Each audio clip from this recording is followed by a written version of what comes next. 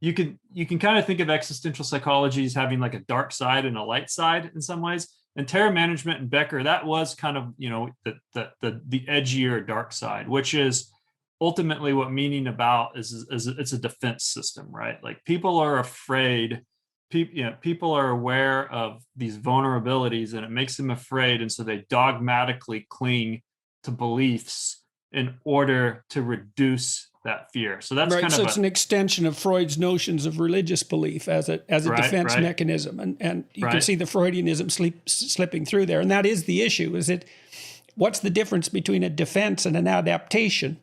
Right. And, on one hand, culture, you could say that your identification with your culture allows you symbolic immortality, but you could also say, it builds your house so you don't freeze to death in the winter too, right? So it's not just symbolically preventing your death, let's say, or protecting yourself against your fear of death. It's actually stopping you from dying, which is not a trivial issue.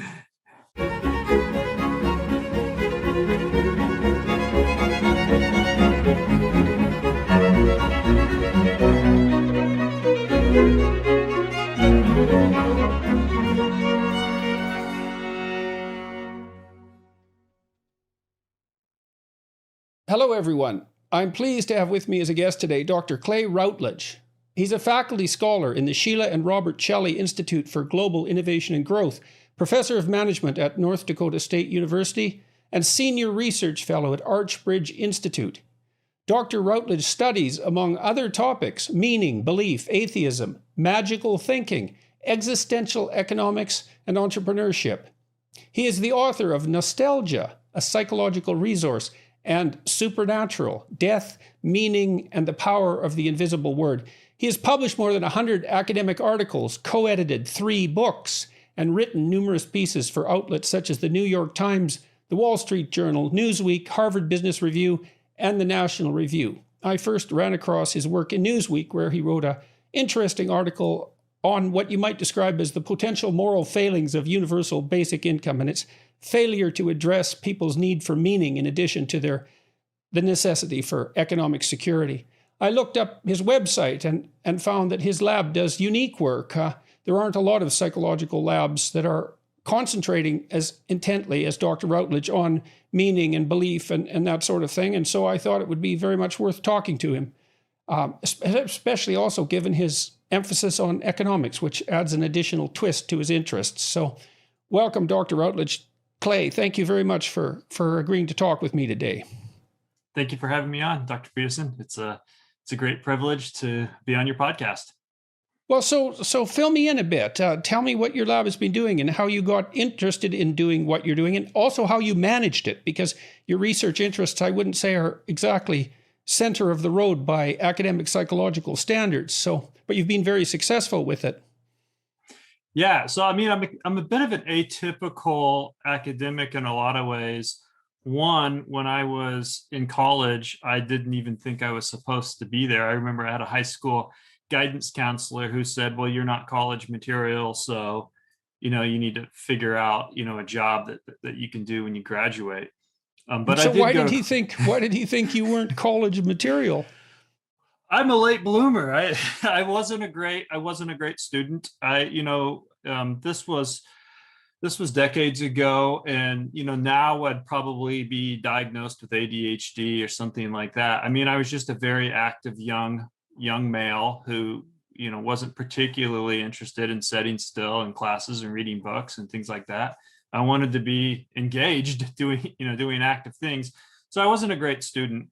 And, but I think I was just kind of a late bloomer. And then by the time I graduated, and I thought, well, I should go to college. I should, give it a shot. And I went to a local commuter college, and it pretty much worked, oftentimes full time, as like a security guard and a bunch of other jobs. I've done martial arts much of my life. And so I was a part-time martial arts instructor. Then I was just going to college. And I was actually originally a criminal justice major because I thought, well, I should probably do something like be a police officer, something a little bit more active. I wasn't really into that. I took a psychology class, which is common as part of a criminal justice major. And I was like, oh, wow, this seems pretty cool. And so I got interested in psychology, But even still, when I finished my psychology degree, I had no intentions of going to graduate school. I spent a few years actually working in outpatient clinical mental health and also in social work, which we can get into later, because I do think that some of those experiences have really influenced how I think about things. Just, the practical experience of working with people in the community. Sometimes it was because of severe mental illness. Sometimes it was just, people that had, real social dysfunction and, a lot of problems in their family and in their personal lives. Right. So you had the opportunity to do something that was clinical to bring your knowledge down to earth, so to speak.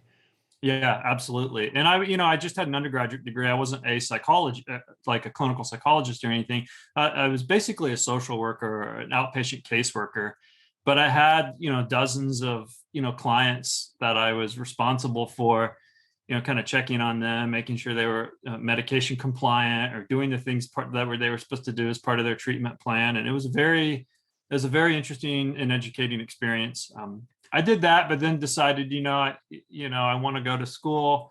I want to try graduate school. I had a professor who was, as an undergraduate, who she was very much like, you should go to graduate school. You would be great. It would, you would do really well. And, I just wasn't super confident about it. But then I took the GRE and I did, pretty well, I think. And I applied to I only applied to, I think, 4 programs. I got into 2 of them, and then I went to school at the University of Missouri. So that's a long way of saying, when I started school, which was in September of 2001, then that was when the 9/11 happened. Like, it was within my first week or 2 of classes. In fact, I remember I went in graduate school. In graduate school, yeah. In fact, I remember I went to this really, I had this ANOVA. Like, when you're in grad school, you take these quantitative psych classes. And I had a class, I think it was just called ANOVA. And, I was in this class, and then, it was kind of announced that, hey, there was this attack happening. And I saw some of it was unfolding before I left the house in the morning, but we didn't know what was going on. And then I was in this grad seminar, and our professor actually sent us home and said, everyone needs to go home. There's a terrorist attack, something happening. So this was at the very beginning of my first semester of graduate school. At the time, I was in more of a personality and social psych, like health lab. It was an alcohol lab. And so we were really looking at like very practical outcomes related to risky behavior, and as predicted by individual differences. But when 9/11 happened, I just started thinking about, it just really astonished me how you had these people that are, because of a cause or something they believed in, are willing to sort of override their self-preservation instinct and die in the service of an ideology. Yeah, well, that was something that really compelled me too. I was very curious all the way through my graduate school career about what it was about belief that was so compelling that people were willing to risk their lives or to kill or to commit atrocities, all of that. So what is it that belief does that's so psychologically significant that it seems to override everything else? It's a hell of a question. Right. And so it just happened by chance that I was at the University of Missouri doing my, starting graduate school. And after this happened, and I was thinking about these questions, there was a scholar there, Dr. Jamie Arndt, who this was his whole area of research. He was in an area, I don't know if you're familiar with, called terror management theory. Yes. And so he was doing research in his lab, not on terrorism or anything like that, but on this notion of what does it mean to be an organism intelligent enough to be aware of the inevitability of your own mortality. Right. That's based on Ernest Becker's work, The Denial of Death, which is a great book. I think he's fundamentally wrong, but it's a great book nonetheless. He's wrong in a very interesting way, and he's a very, very smart person. So The Denial of Death is a great book. Yeah, and I'm familiar with some of the major researchers in the terror management area. I've met a couple of them, and we've had some discussions. Excellent. So that's how I kind of got started. And, so I ended up changing labs, which people might not, your listeners and viewers might not really know what that means, but that's kind of a big deal. It's kind of a dicey thing to navigate in graduate schools. You get accepted typically you're accepted by a person to work with them in their lab. And then to be like, well, I want to move to a different lab. It's kind of a big. Yeah, it's like switching an apprenticip. Yeah, right. And it can go quite wrong. Yeah. So it's risky. It's a risky move. But when I started grad school, I wasn't really sure what I was doing. I went to as an undergrad, I went to a small commuter college, and you couldn't work in a lab. There wasn't anyone doing research. So it wasn't like what a lot of my own students have the opportunity for, undergrads to work in my lab and get a sense, is this for me? So I had no idea. So when I started, I really didn't know what I was getting into. And so when I had the opportunity to potentially change labs, I negotiated it carefully so no one would be offended or anything. I certainly didn't want to hurt my own future prospects in the field, but everyone was fine with it. What did you find compelling about terror management theory? And can you outline it a bit for everyone? We could have a bit of a discussion about that as well. Yeah, of course. So what I found compelling about it was, and I do have some issues with it. I'm not in total agreement with it in its purest form. But what I found compelling about it was really the writing of Ernest Becker that it is based on, which is this notion of what does it mean to be so smart that in a lot of ways where, as Becker pointed out, humans have godlike imaginative capacities, right? We can fantasize about all sorts of things. We can do we can engage in all sorts of mental exercises in which has allowed us to transform this planet, right? And even send people into space. What does it mean to have that intelligence, yet at the same time know that you're a biological organism, that no matter how smart you are, you can't outsmart your own demise? And not only that it can come without warning. So you can exercise and wear your seatbelt and drink green tea and everything else you're told to do. And maybe if you're lucky, you'll avoid an early death, but that doesn't change the fact that, when this podcast is over, I could take a walk out the door feeling pretty good about my day and get run over by a truck. And, so that's what, so what Becker and then ultimately some of the terror management scholars pointed out they argued was that always kind of in the background, right? The threat of mortality. It's not, we've got things going on. We're not consciously thinking about it most of the time, but we're aware of it.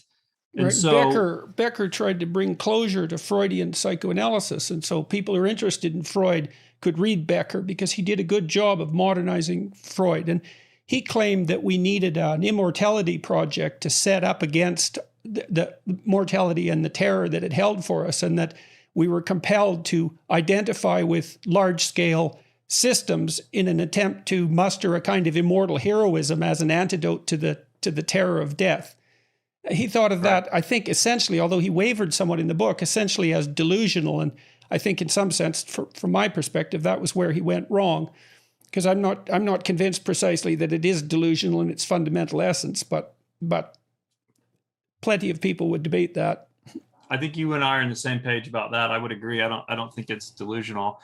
And, there's, some other issues maybe I think that people can take with some of the theorizing, but ultimately the terror management theory, for people who, aren't familiar with it, is taking those ideas of Becker of saying that, well, because of this awareness of mortality, which Becker argued would otherwise be paralyzing if you didn't have this hero project to engage in, and that's why the book's called Denial of Death, right? At some level, you have to deny that that's it, right?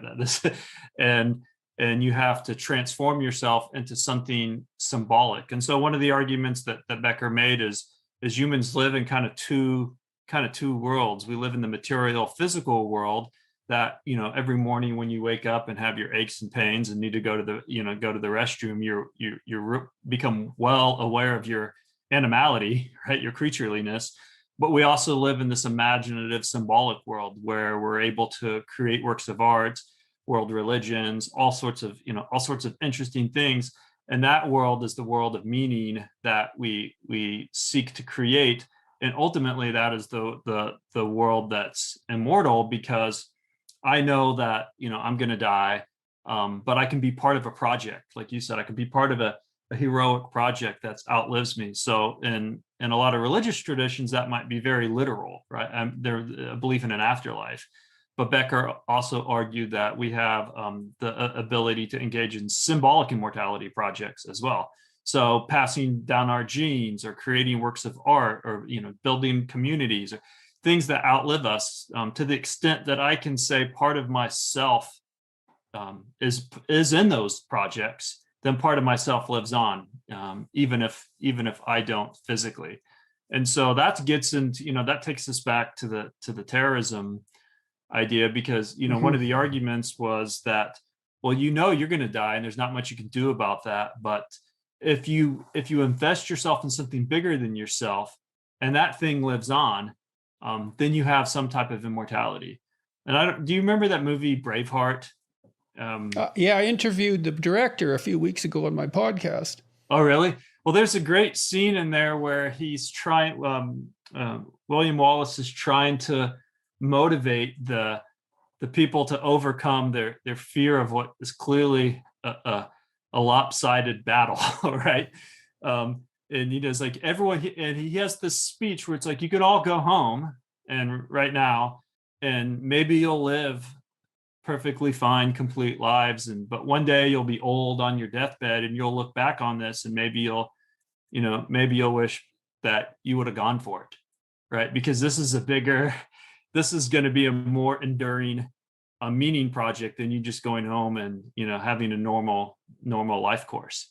And so part of what got me about Becker, Becker said at the beginning of The Denial of Death that he never read Jung, and that was a big mistake, because much of Carl Jung's writing centered on the immortality project from a different perspective than Freud. Jung didn't consider the participation in the hero project as delusional. He thought about it as centrally adaptive. And it seems to me, the tack I've taken is that the meaning that people derive from being embedded in significant projects is an antidote to the terror of not so much mortality, but fragility, I would say, because there's actually things you can be a lot more afraid of than death, I believe. And that's not illusory. It can be, right? It can become delusional, but it's not reasonable for me to believe that the projects that we undertake, the heroic projects, let's say, even such things as raising a family, are the denial of death. They're an attempt to extract meaning out of finite life. And right. I suppose it's also too much of a cognitive theory for my liking, because it doesn't take other elements into account, like the existence of a religious instinct, let's say, or something like that. So despite that, I have a lot of regard for the book. I think it's a brilliant book. Yeah. No, I agree with you. But that's kind of how I got started. Is I entered this lab at the University of Missouri, and we were doing, so the idea was the people who started terror management theory, I think they wrote like a theoretical article or something and presented it maybe like at a social psychology conference in the early 80s, and people were like, hey, that all sounds really cool, but it's totally untestable. And so I think that was the initial reaction. And then so what they did is they tried to create a series of hypotheses that they could test, and one of them, the most common one, but certainly not the only one, is what's called the mortality salience hypothesis, which basically is, if it's true that the awareness of death is the thing that provokes our investment in these belief systems, and as well as the self-esteem project, which Becker talked about a lot, then temporarily heightening people's awareness of mortality should in turn temporarily heighten their defense of these systems, right? Right. And so that's what they started doing experiments. That was saying, hey, Solomon, Greenberg, and Pazinski. Correct. Right? Yeah. They wrote a book called The Worm at the Core, on the role of death in life. That came out in 2015. I haven't looked at that book. I've talked to Greenberg and Solomon about their work before. They'd be good to have on this podcast, actually. I hadn't thought about that. So they would bring people into the lab and remind them in various ways of their mortality, and then look at the effects on their beliefs, the putative effects. They also had a hell of a time publishing their work to begin with. It was resisted quite stringently, quite assiduously by people in the field. Yeah, I think so. In a lot of the resistance, it seems to be, this is too philosophical, it's too abstract, it's hard to pin down, and understandably, because I mean, one challenge, or one of the challenges that people have made to the theory is when you make people aware of their mortality, or when you heighten people's awareness of mortality, regardless of how rigorous of a control condition you have. So you can say, for instance, well, maybe the problem with death is that it's separation, it's isolation, right? And so maybe it's really a social thing. Maybe you're being separated permanently from loved ones, and so what's triggering these defenses is something social. So you can try to control for social exclusion or things like that. But one of the challenges is, regardless of what type of control condition you have, by nature, death is it's a real thing. It's not an abstraction, and it's multifaceted. It's multidimensional, because you do worry about all these things, right? There are some Israeli social psychologists who were also Victor Florian. I don't know if you've heard of him, and Mario Michelintzer. They were also doing this kind of existential psychology, and they were looking at the awareness of death more through this multidimensional perspective, that when people are, the fear of death isn't just the fear of annihilation, which is kind of what Becker focused on, but it is the fear of, there's uncertainty about what's going to happen after you die. There is a social element of it too, which is, I'm going to be separated from the people I love. There's a fear of pain. I mean, so there is a whole bunch of other stuff packed in there, and it's hard when you make people aware of death, you're bringing online all of that stuff. And so how do you, it's a bit complicated to disentangle. And it's not obvious too, whether like death is a subset of uncertainty, or uncertainty is a subset of death terror. I mean, part of the problem with Becker's theory is that a lot of beliefs are actually representations of ways to act in the world that stabilize the world, right? So if you have a theory about something, you act it out and you get what you want, then you validate the theory and you indicate to yourself that your knowledge is sufficient to protect you from uncertainty. Well, the ultimate uncertainty in some sense is your annihilation. I mean, you can make that case, but you can't say that all belief systems function to specifically inhibit the fear of death. I mean, he would say that that's the worm at the core, which is, of course, what Solomon, Greenberg, and Paszynski talked about in their book. But I'm not even completely certain of that, because, like I said, I think there are things that you can be more afraid of than death. Pain might be one. Yeah.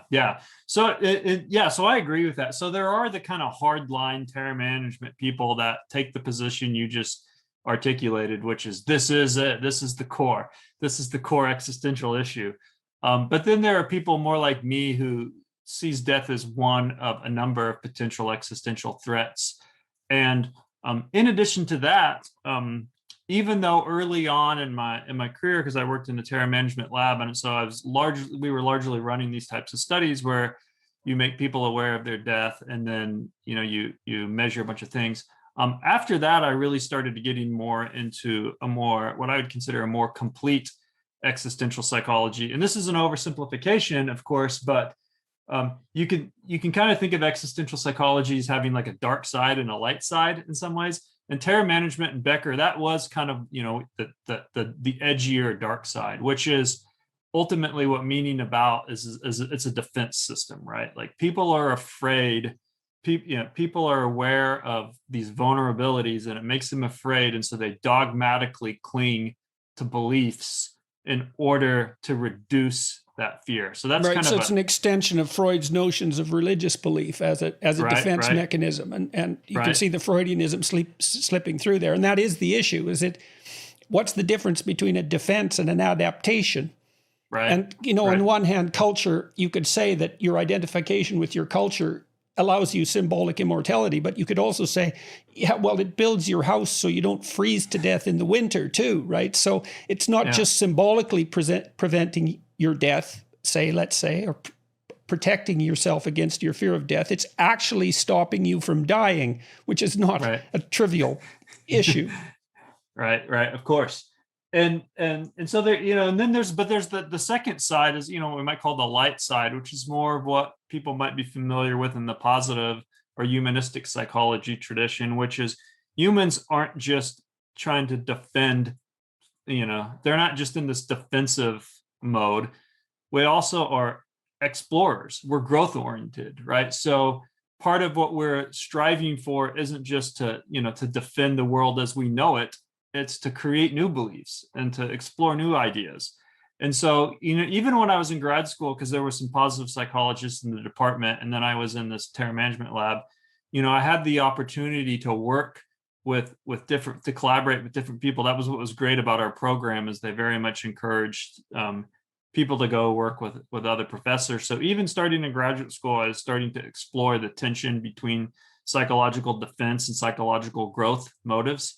And so this idea is that you need both, right? Because like in artistic or creative pursuits, sometimes you can do things that bring you so outside of the structures that provide, protection, that provide psychological defenses, that they can leave you very vulnerable, right? To anxiety and to chaos, right? As you know.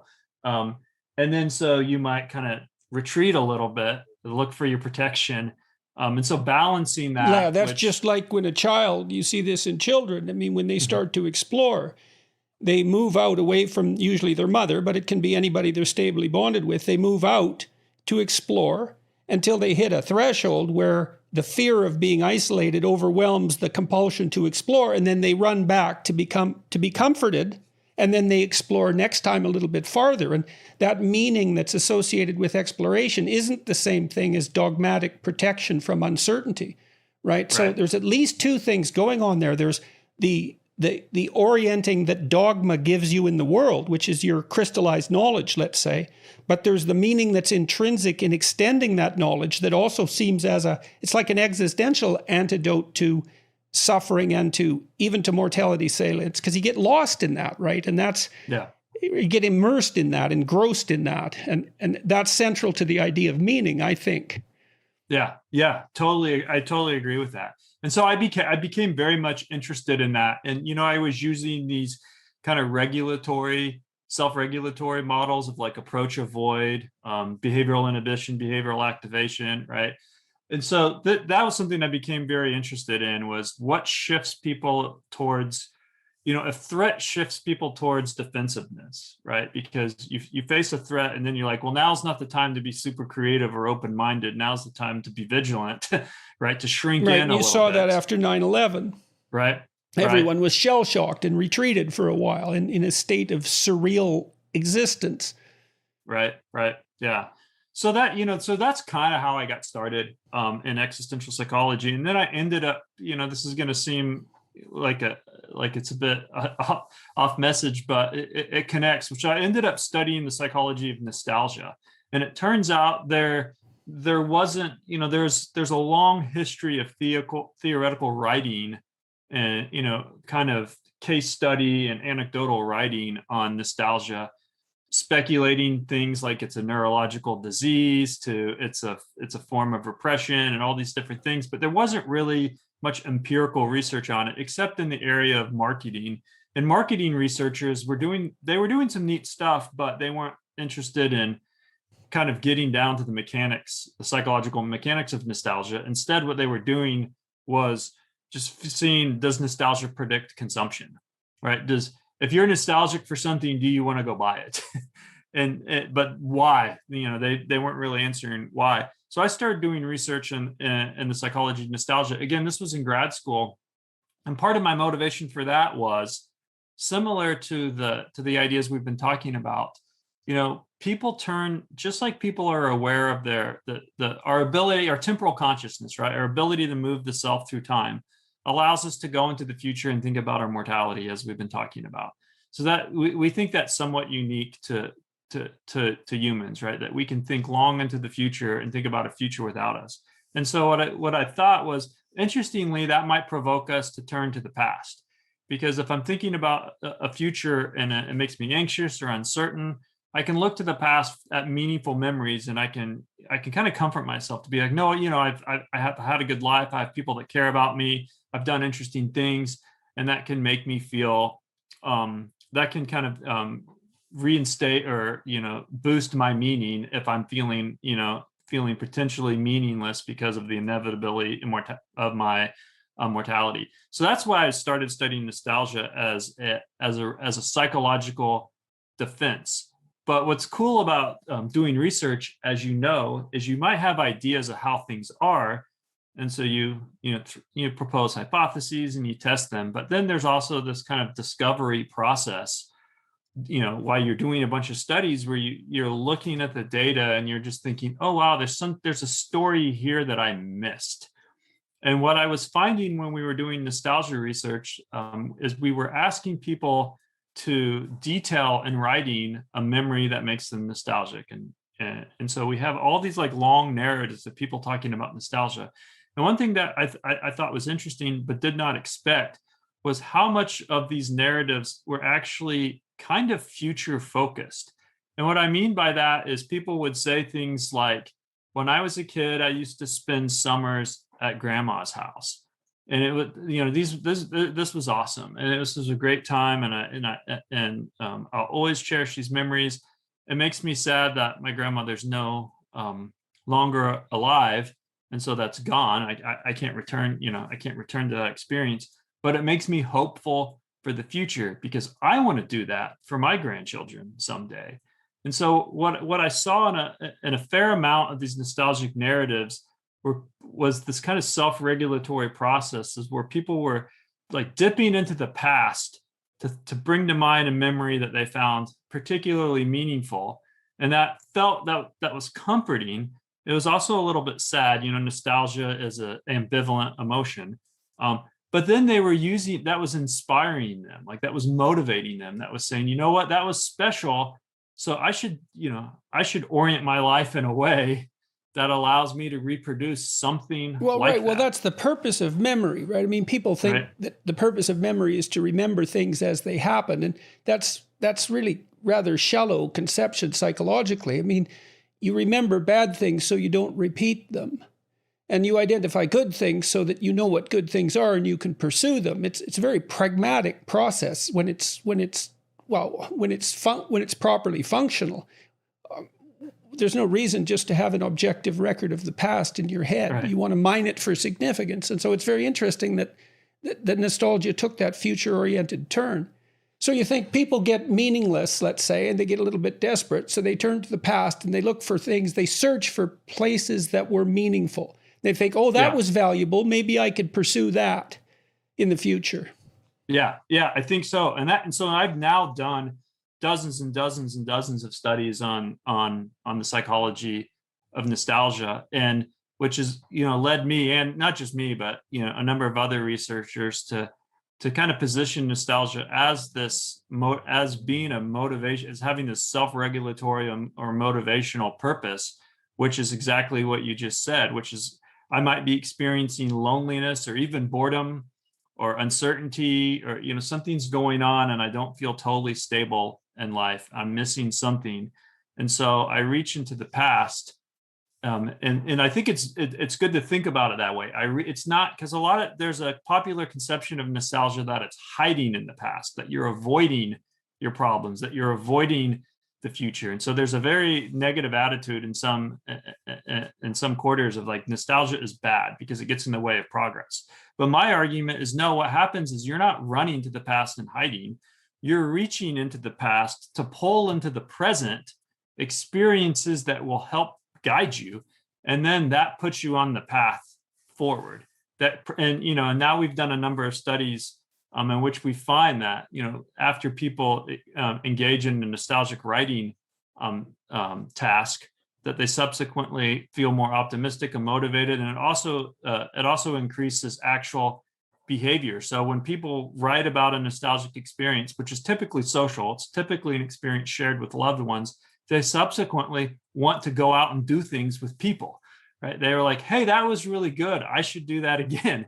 And so I think that really got me thinking more about this, not just a growth-oriented approach, but that people move back and forth between defense and growth, right? And the nostalgia you could also imagine that could become pathologized like anything, Mm-hmm. I mean, if you're, people fantasize about what they want, and then out of those fantasies, they can derive goals and begin to act in relationship to those goals, or they can just spend more and more time elaborating the fantasies and not moving at all. And that can lead to delusional thinking if it's taken to an extreme.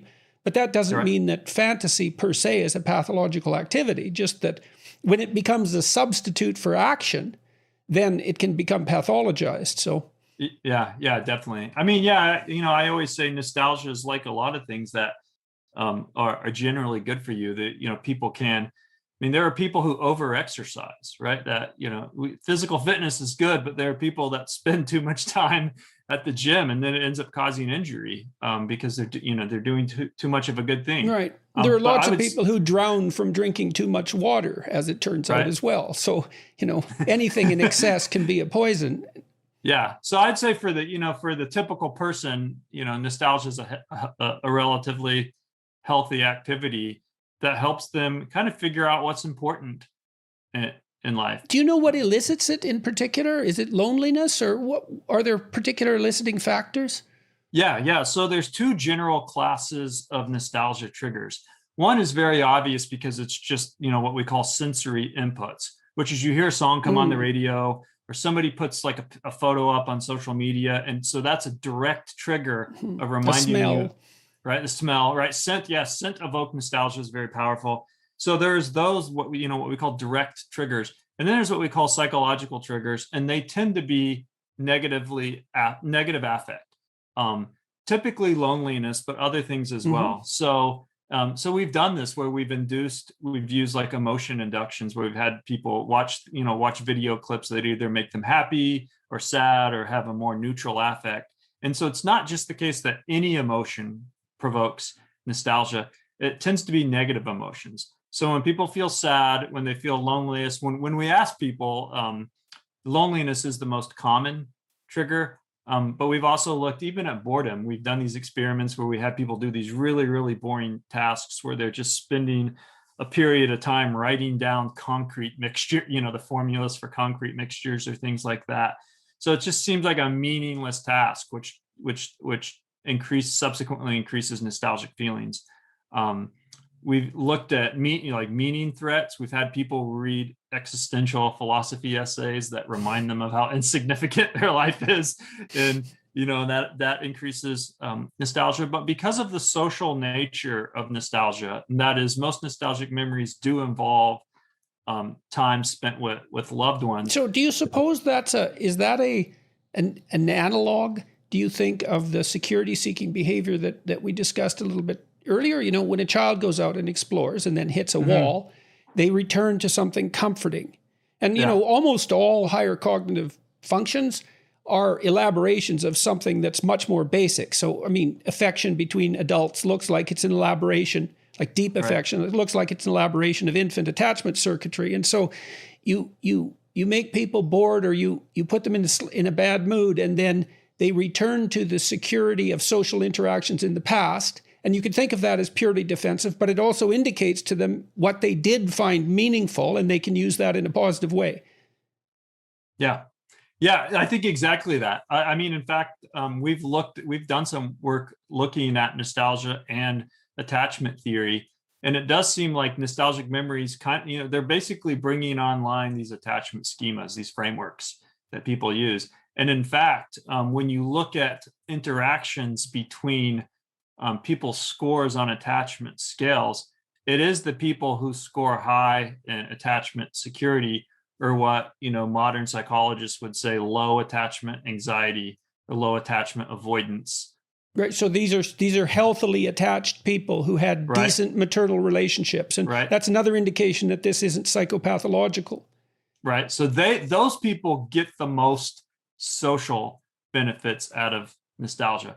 One, when you look at the content of their memories, people who are high in attachment security, those people their nostalgic memories tend to be more social, and they tend to be more intimately social. So what I mean by that is, if you ask somebody to write down a nostalgic memory or to just share with you a nostalgic memory, for nearly everyone, it's social.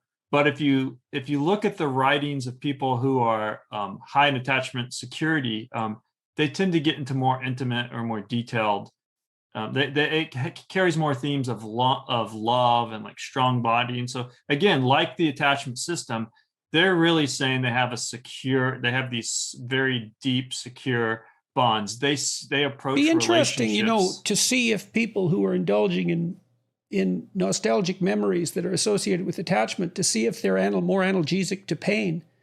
Because that loneliness and social isolation look like they're pain-related phenomena, at least according to people like Jaak Panksepp. And so hypothetically, bringing to mind a social attachment memory that's deeply meaningful should make you more pain tolerant. We used to use this thing that I referred to as a finger crusher, which it wasn't. It was just a weighted blade, dull blade that pushed on a finger here, like that. Yeah.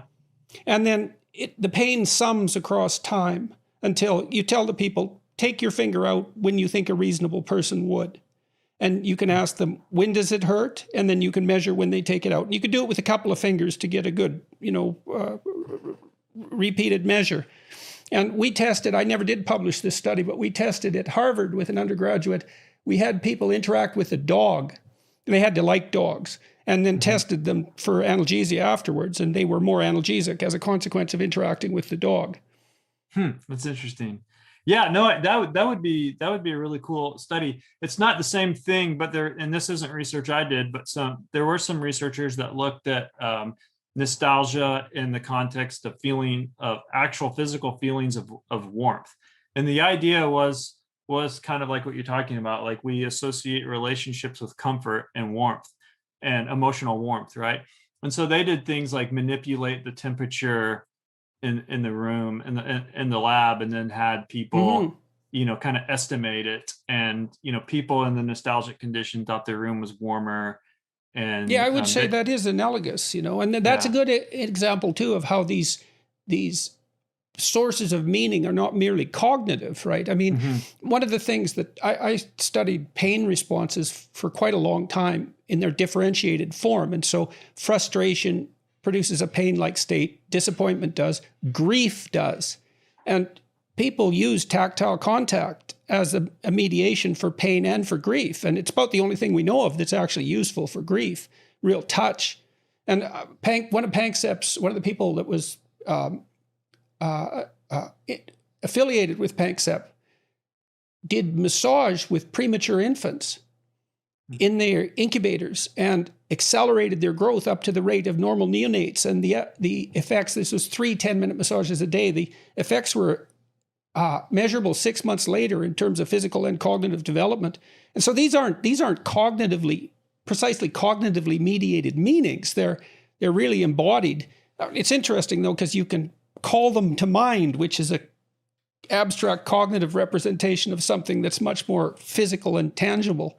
But they're not delusional, and they're not just meaning systems. They're something far more basic than that. Right. Do you know what the state of the science is on? I remember years ago there was a lot of excitement about some social neuroscientists that were arguing that social pain, the neurosystem's built upon the same frameworks as physical pain, and maybe that you could even, I think they were doing studies where they were giving people like acetaminophen, or I can't remember. Yeah, that was Baumeister. Yeah.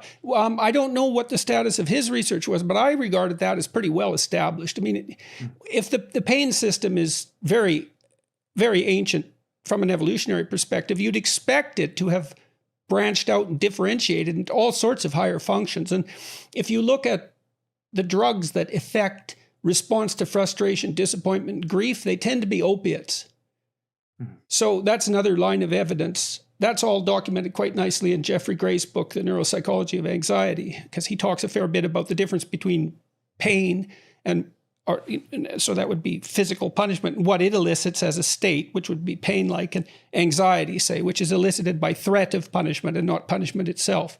And opiates are good at moderating punishment-like responses, pain, essentially. So I think it's well established in the animal literature. And some of that, the human researchers cottoned on to that, but it was the animal researchers who nailed it down. Yeah. So that's kind of the the area that I, started doing work, nostalgia specifically, that kind of branched me away from just thinking about, well, we're doing these kind of defensive studies, right? Where we threaten people and then see what they defend, both in terms of... Did you ever, just out of curiosity, another Yeah. thing that would be interesting is that if nostalgic memories of attachment ameliorate feelings of depression, because depression looks like a pain phenomena as well, at least in some of its manifestations. Yeah, so I don't know if I haven't done anything looking at actual, like, clinically depressed people. So most of the nostalgia work I've done has been in, for lack of a better term, what we call the normal population, right?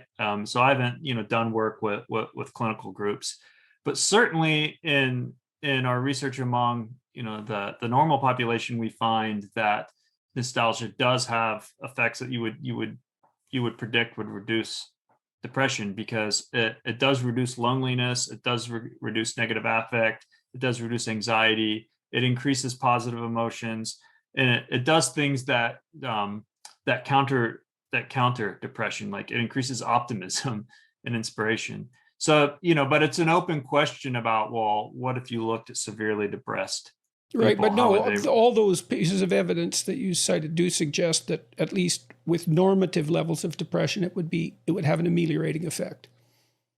So yeah, and there, that is I know there is a whole nother literature on reminiscence therapy, and the stuff we've done has been more experimental.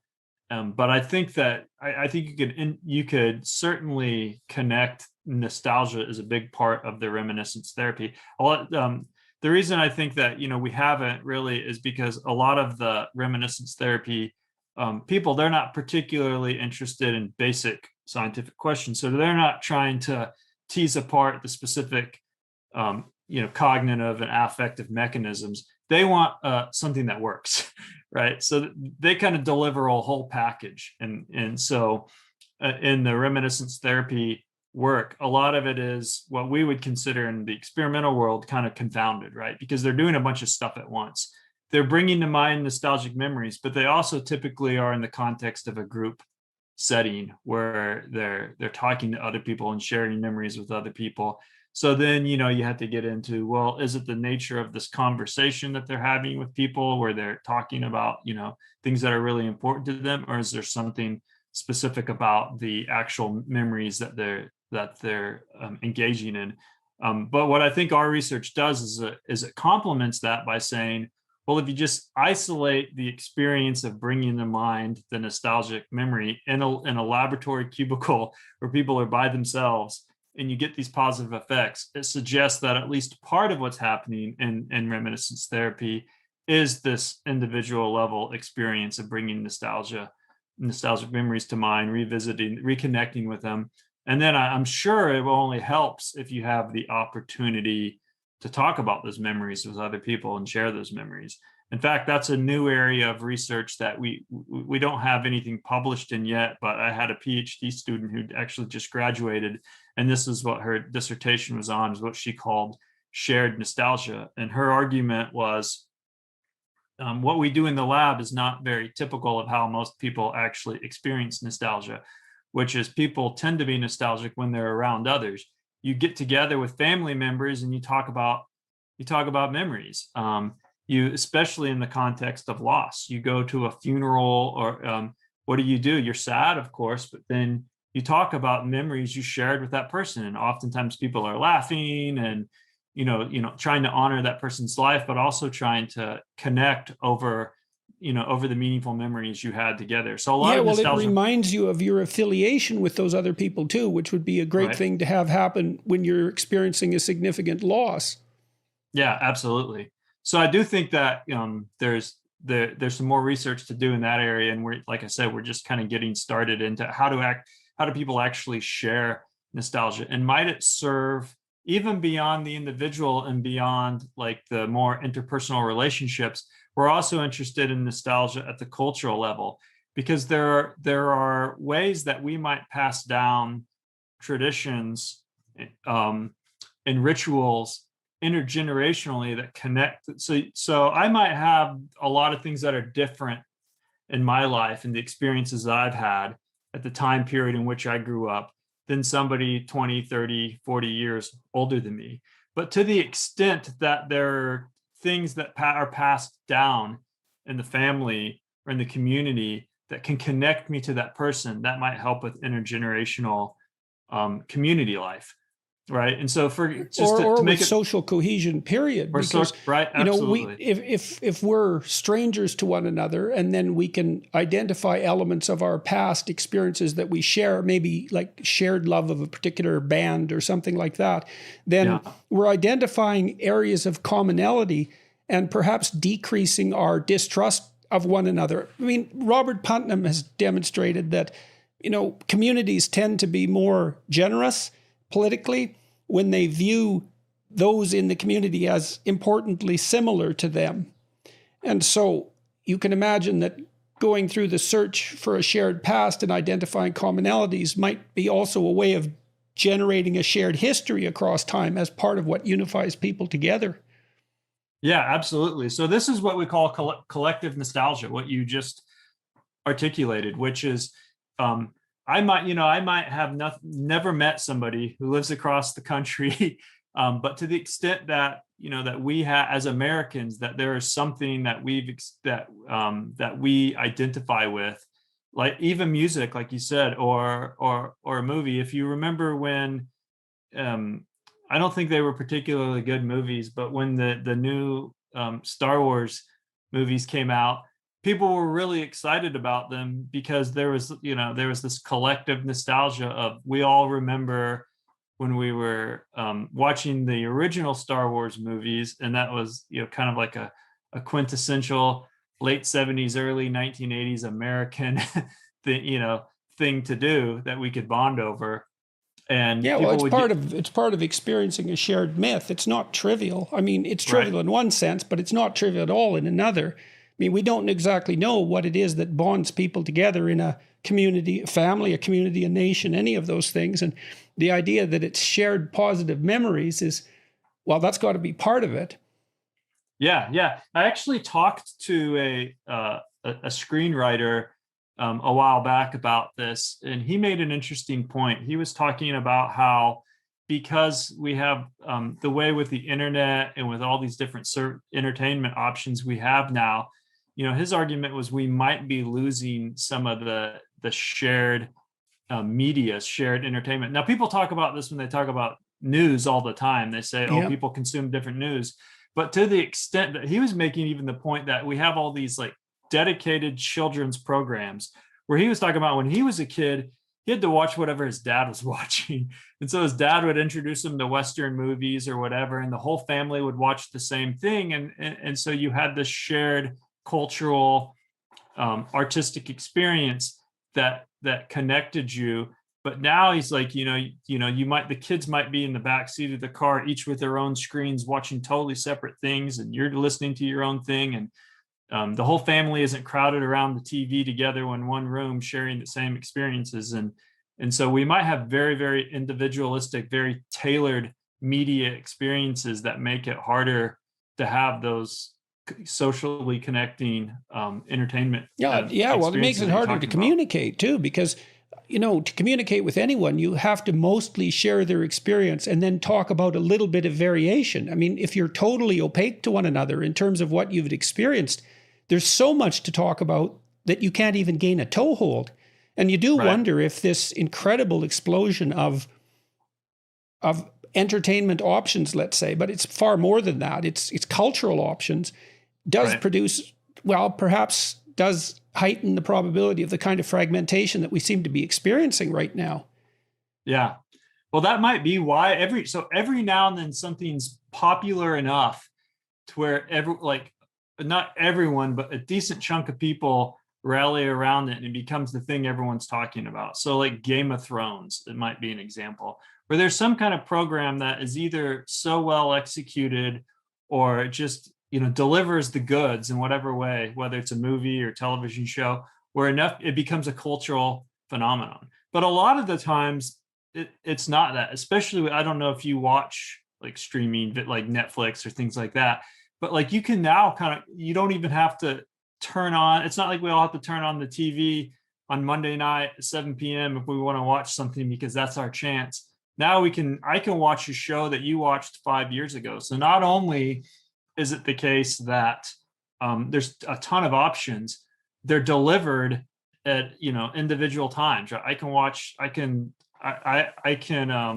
what do you call it when people binge? I can binge watch a show that you're not going to watch for another year if you watch it at all. And again, I don't know if they're well, it's very peculiar too when you think about it, that we have the opportunity to. You think about something like a Marvel movie with that costs hundreds of millions of dollars, that we have the technology that enables us to experience that singly.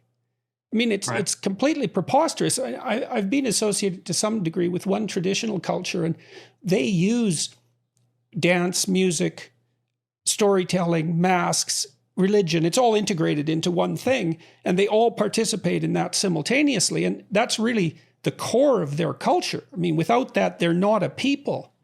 And when you're not a people, to be a people is to be very much the same as other people in important ways. And that's part of what makes peace.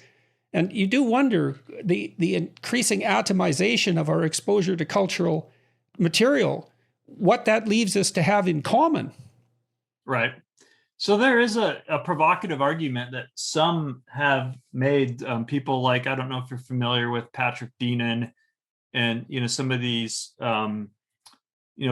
like Catholic traditionalists. And he wrote that book, Why Liberalism Failed. And, I'm not it's not my expertise I don't know anything about like political history. And so I can't really like litigate his case for him or make a case against it from that perspective. But from this perspective of psychology, I think that he's onto something. And his basic argument is the success of liberalism is its ultimate failure, in that if total individualism means that I owe you nothing, right? That I can reject whatever, I can reject whatever culture I was raised in and forge my own path. And in many ways that, we can think of that as being good, because it can mean we can escape being oppressed, or, we can get rid of bad systems that are barriers to my liberty. But at the same time, that also means there's, it's the atomization that you're talking about, that it can be very alienating, and it can get to a point where what he calls anti-culture, which is, it's not just individualism is another culture, which is what cultural psychologists, tend to argue, that there's collectivist cultures and individualistic cultures. His argument is that it's an anti-culture because it's a rejection of culture. And again, I'm misrepresenting his, I'm certainly oversimplifying it. Maybe I'm misrepresenting this case a little bit, but that's just one example. Well, it's at least an open question, how much we have to have in common with one another to live in something approximating mutual understanding and peace. I mean, it can't be nothing. And the people I don't attend church, but I have some close friends who insist upon its utility and who are very intelligent people. And part of the argument they make is a cultural argument. It's like, well, at least for 1 hour a week, cynical about that though you may be, the entire community is doing one thing that's the same. And so there's a point of focal union there. And of course, the churches used to be the center of the towns and orient the town towards temporality, all of those things. And so we don't really know what we've lost when we lose those shared rituals and shared beliefs. Right. And we don't know what we've lost when part of the reason we've lost it is, of course, people don't believe. And so people are becoming non-religious. But, I have an argument that, part of belief is a kind of an individual difference. And so it could be the case that there's always been varying degrees of people who are extremely committed to a faith versus people who just tend to be more skeptical, regardless of the state of scientific knowledge. And this gets to, what some people have argued is like the extreme male brain idea. And, is it related to interest in people and interest in things? Correct. Right. Oh, good. I always wondered about that. Yeah. And so the people who are interested in things are much less likely to be religious believers, I would presume. Correct. So there is an argument that some people have made that that religion is very much relies on social cognition, right? It relies on the same neural processes involved in thinking about people, like you just said. Because to spirituality, you have to animate the world with minds in a way, right? You have to anthropomorphize. You have to. So you could have in fact, in some cultural traditions that, we have our big five personality model, of course, but in some cultural traditions, they have a spirituality dimension of personality. It's recognized that people just naturally vary. In the West, we tend to be a little bit more blank slatist about religion. People tend to think, well, you just decide to be religious, or you were raised that it's religious. Just a matter of cold cognitive belief rather than a temperamental proclivity. Right. So, but at the same time, we say things like people have a calling, and maybe secular people don't say that, but but people kind of recognize that there's individual differences in what people. Some people are good artists, right? Some people are just more artistic. Some people are just more likely to see the world as a little bit enchanted, whereas others are just more naturally skeptical. And so let's just assume for a second that that's true, that there's this individual difference that's always existed, where you've had some people that are just more interested in things, like you said. And so they might even be somewhat, at the extreme, they might even be somewhat mind blind. Religion might not even, they might not even totally understand it because they can't really tangibly grasp it. Whereas other people are, they can see the world as more magical. And even so, if that's always existed, then what you might find is in the past, when we had a less individualistic culture, everyone went to church, not because everyone necessarily believed at the same level of commitment, but people didn't have this attitude of, well, I'm not going to go because I don't believe. People had more of a, this is the thing that we do. Well, it was also the case, I think, to some degree, that, part of the reason that we don't believe now is because we have a variety of things we could believe in. And the farther back you go in history, I mean, imagine a medieval town where Christianity dominated. There might have been some Jews there who would posit an alternative faith, let's say, but Christianity wasn't so much an explanation of the world as it was the explanation of the world. So, I mean, maybe you were a brilliant iconoclast and you doubted certain things, but you didn't have an alternative schema of representation at hand like you do now. So, yeah, it was the only game in town. So I do think that's part of it, but maybe there is a benefit, even though we have more things you can believe, of course.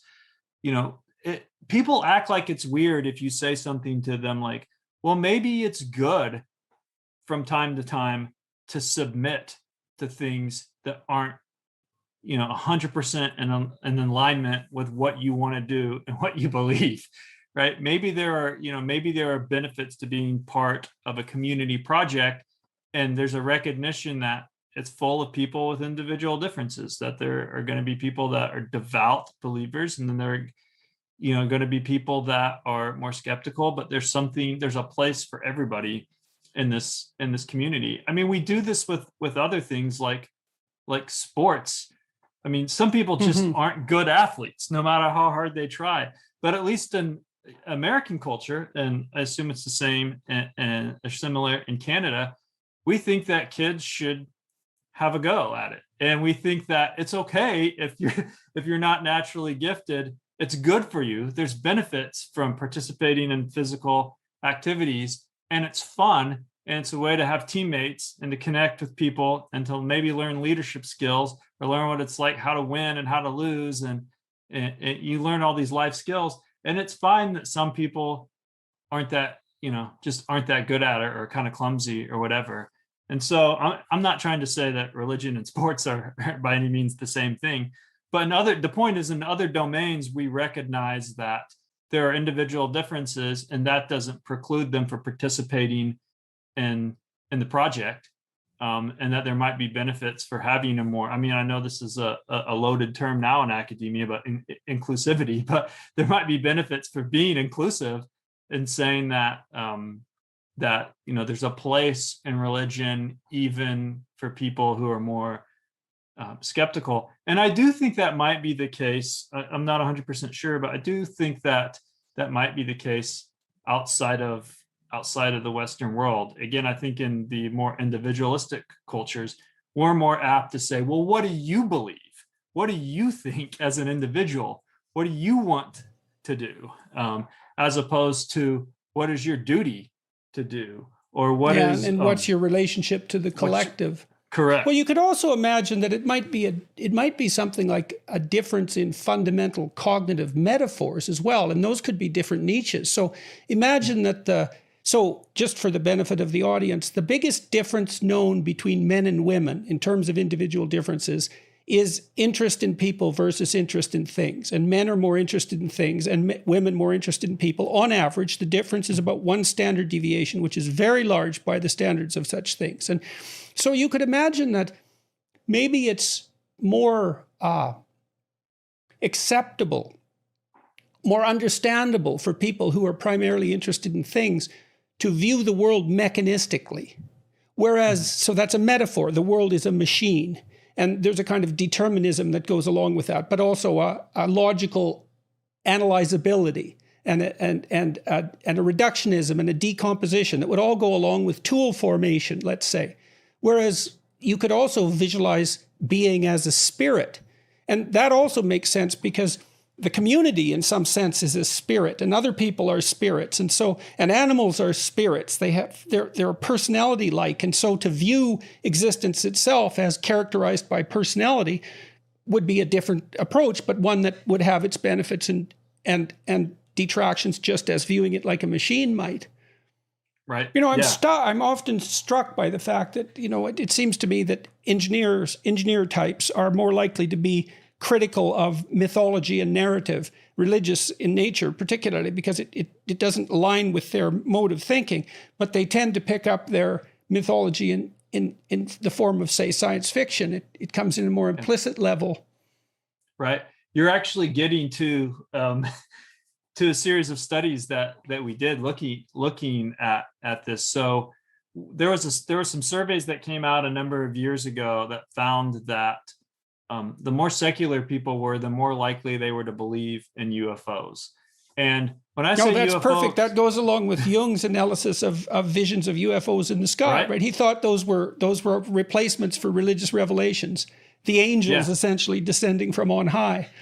Yeah, exactly. Michael Shermer and I talked about this because he's written about this before. That he's got a great quote that UFOs are like deities for atheists, or I can't remember exactly what it was, but it was something to that effect. But there's these surveys that find that the more secular people are, the more likely they are to believe in UFOs, and not just UFOs in the sense that, well, we don't know what these things are, but they're likely to believe that there's intelligent alien life among us. So they're really taking a leap of faith. So that those surveys existed, but what we were interested in our lab was, well, to what if religion is about meaning, which there's a lot of studies looking at the existential benefits of religion, including meaning making. We're like, well, if a religion's about meaning, and people who aren't religious might be more vulnerable to not having meaning, and thus more likely to be searching for meaning. Would they be more likely? Would that explain why they're more likely to believe in UFOs? So, in other words, from like a methodological point of view, what we did is we looked at this correlation between lack of belief in religion and a positive belief in aliens to see if it was mediated, see if that relationship is mediated by these meaning making variables. And so there's these measures that maybe you're familiar with called the presence of meaning, which measures to what extent you actually see your life as meaningful. And then there's another measure called the search for meaning, which is basically to what extent you're currently looking for meaning in life. They tend to be negatively correlated, not always, but it makes sense that they are, because the more you feel like your life is full of meaning, the less in need you are to go look for new meaning.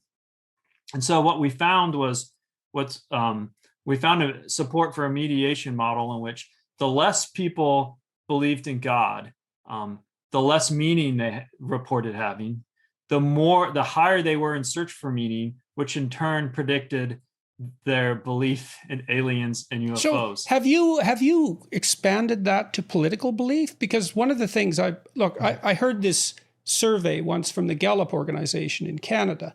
Now, you may know this, you may not, but Canada has had its bouts of separatism, right? Quebec, our French-speaking province, has put forward the plans to separate a number of times and has come very, very close to breaking up the country. And Quebec was the last country in the West, really, to radically abandon Catholicism. It was a really Catholic country till like 1959, and then it just disappeared. And now Quebec has like the lowest birth rate in the Western world, or close to, and very many out of wedlock, common law households rather than formally married. And whereas in the 50s, the typical family had 12 children, it's like one now. So radical transformation in a very short period of time that dovetailed with this rise in Quebec nationalism. And I always thought, well, Catholicism disappeared and the state became the religion. And then I saw a Gallup poll that indicated that if you were a lapsed Catholic, you were 10 times more likely to be a separatist. I thought, well, there's evidence that when the religious instinct falls out of the religious domain, it plummets down to something like the political level. And then the political becomes religious. And so you're seeing that people who are less formally religious, and do you distinguish between dogmatic belief and spiritual belief? Because that's often distinguished. But in any case, they're more likely to believe in these extraterrestrial events. Any work at all on the political end? So I haven't done any empirical work on the political end, but what you just said is exactly what I was thinking. Now, there is some work in this model of compensatory control. So they're not looking at meaning; they're looking at a sense of control in life, and they found like there's a paper on it, and I'm trying to remember the name of it. It's called something like God or Government. And basically what they find is the less religious a society is, the more people want big government. And so the idea is that people want some kind of controlling structure that helps make, when you feel personally out of control, that helps order the world. And if a society moves away from religion, they tend to be more interested in government, which isn't exactly what you were saying, but I think it's close though. It's close. And, and I mean, it indicates, like your research seems to indicate, is that there is this fundamental impulse towards something approximating religious belief. And so then you might think, well, in most cultures, particularly traditional cultures, that need is fulfilled by the totality of the culture. It's relatively integrated and everything is oriented in the same direction. Whereas in our culture that's fragmented to the degree that it has, that's all gone away. But that doesn't mean that the desire for something like coherence has, and I can't see how it can disappear, because who wants incoherence? I mean, that's uncertainty and trouble. And maybe that's driving part of this search for meaning that you're describing. Yeah, I think so. And one of the things that's really fascinating about this, because when I was doing this work and I was writing a book on all of this, so I was doing empirical work, but I was also looking at broad trends. So if you look in the US at the areas of the country that are the least religious, so you can look at that both in terms of self-identified religiosity, but you can also look at church attendance and other indicators of religion. Those are the places where the New Age industry is thriving, right? So like on the coast, right? So you can, at that broad level of analysis, you can say the more secular parts of society tend to be the ones that go more in on New Agey stuff. They also tend to be the one, and this gets to what you're saying, that also tends to connect with the political activism. And I remember this happening during maybe it's the early Trump administration years, that you'd see these articles in places like the New York Times. Like, these weren't fringe outlets. You'd see articles where it's talking about like witchcraft, the resistance witchcraft. So there were witches that were trying to cast spells against Republicans and Donald Trump, and and there were these articles totally unironic, and it wasn't like they were presenting this and saying like, wow, these people really believe this stuff. They were just presenting it as this is how it is, right? There's these people, and this is what. So imagine this is something I've read that as it's analogous to what you're saying, that as belief in the dogmatic traditions of religion decline, there's a corresponding increase in the number of people who claim to be spiritual. So there's a separation between spiritual and dogmatic. And so it's really easy to criticize dogma. You say, well, do you really believe that concrete thing? Right. Why not make it more abstract? Well, it's less susceptible to rational criticism. And so that's advantageous. It's more individually tailored in some sense. But the problem is it lacks structure and the ability to unite people. And obviously the problem with New Age spirituality in some sense is that everything goes. Right. And there's no uniting. See, the thing about dogma, because it's codified and traditional, everyone shares it. And then you can think about it in terms of your own speaking, your own thinking as well. Like you and I can have this conversation because we accept a whole variety of things dogmatically. We can experiment on the fringes a bit. We don't have to dig into what each of us means by every single term. So we stand on dogma and make a foray out into investigation. But when you get rid of the dogma, well, you get rid of the blinders and the constraints, but you seem to also get rid of the structure and the coherence and the thing that organizes the community. And it certainly doesn't appear to me that New Age thinking is more coherent than, say, Catholic thinking. Not at all.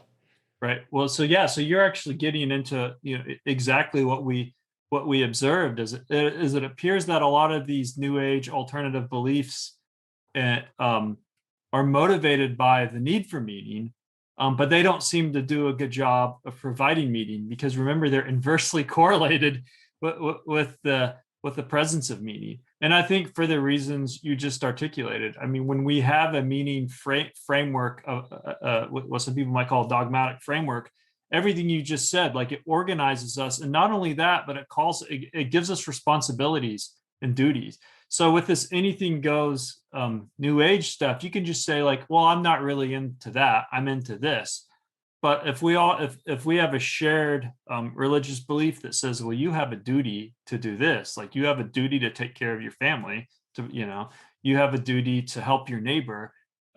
It takes away the selfishness, right? It takes away well, I don't want to do that. I want to do this other thing. And, that it might be that a lot of things that provide meaning are well, you talk about this in your latest book I just read about responsibility, the connection of responsibility to meaning. Like these dogmas give you responsibilities, where I think about a lot of the New Age stuff. It's like, you're not responsible for anything.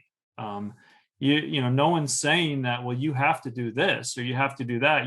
It's almost like it's a consumer experience of, well, this works for me or this doesn't work for me. And, the problem is atomization, but also that lack of, and we should talk about meaning a little bit. I wrote a paper a long while back about different kinds of meaning, and they're sort of paradoxical, because there's the meaning that exists when something really unknown happens.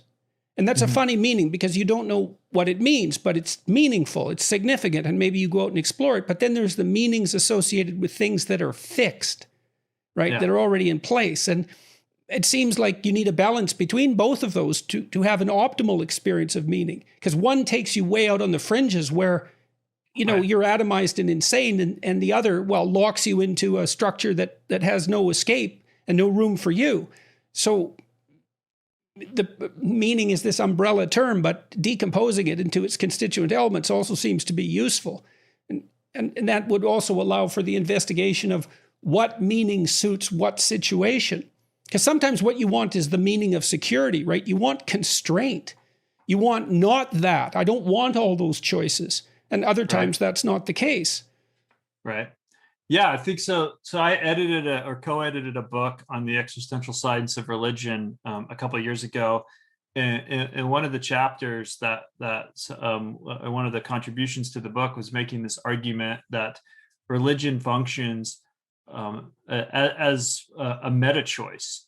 And it's for what you just said. So So it actually promotes freedom, because people think of religion as being like restrictive, right? Often they're like, well, I can't do the things I want to do because religion's telling me I have to do, here's all the things I have to do, right? Here's all the rules that are imposed upon me. But this argument was religion, at least done in a healthy way, as a meta choice, in the sense that there's this behavioral economics type of research where if you have too many choices, you're paralyzed by indecision.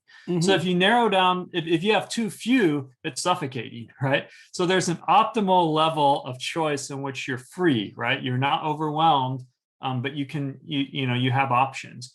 And so what religion might do well is function as a meta choice, which is I can reduce to one choice the system. I can buy into the system that sets up these parameters and as a guidebook for how to live. So I don't have to think about every single little thing. Like I'm making the meta choice of buying into this framework. But that in itself is a choice, because you could say, well, I'm not going to do this anymore. Yeah, well, you can think of it in that sense as something that's more akin to, and this isn't reductionistic, it's more akin to a game.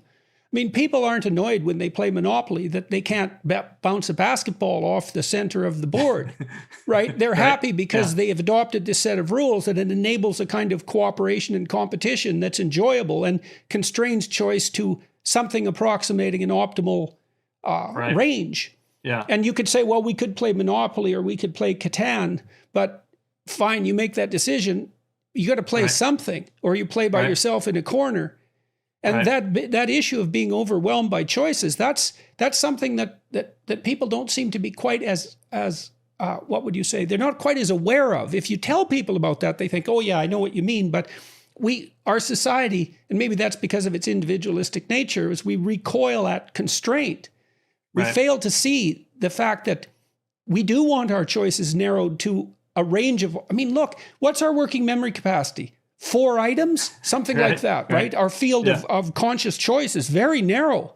And so when we're presented by options that exceed that constraint, and there's other constraints, it's very easy to become anxious instead of free. Right.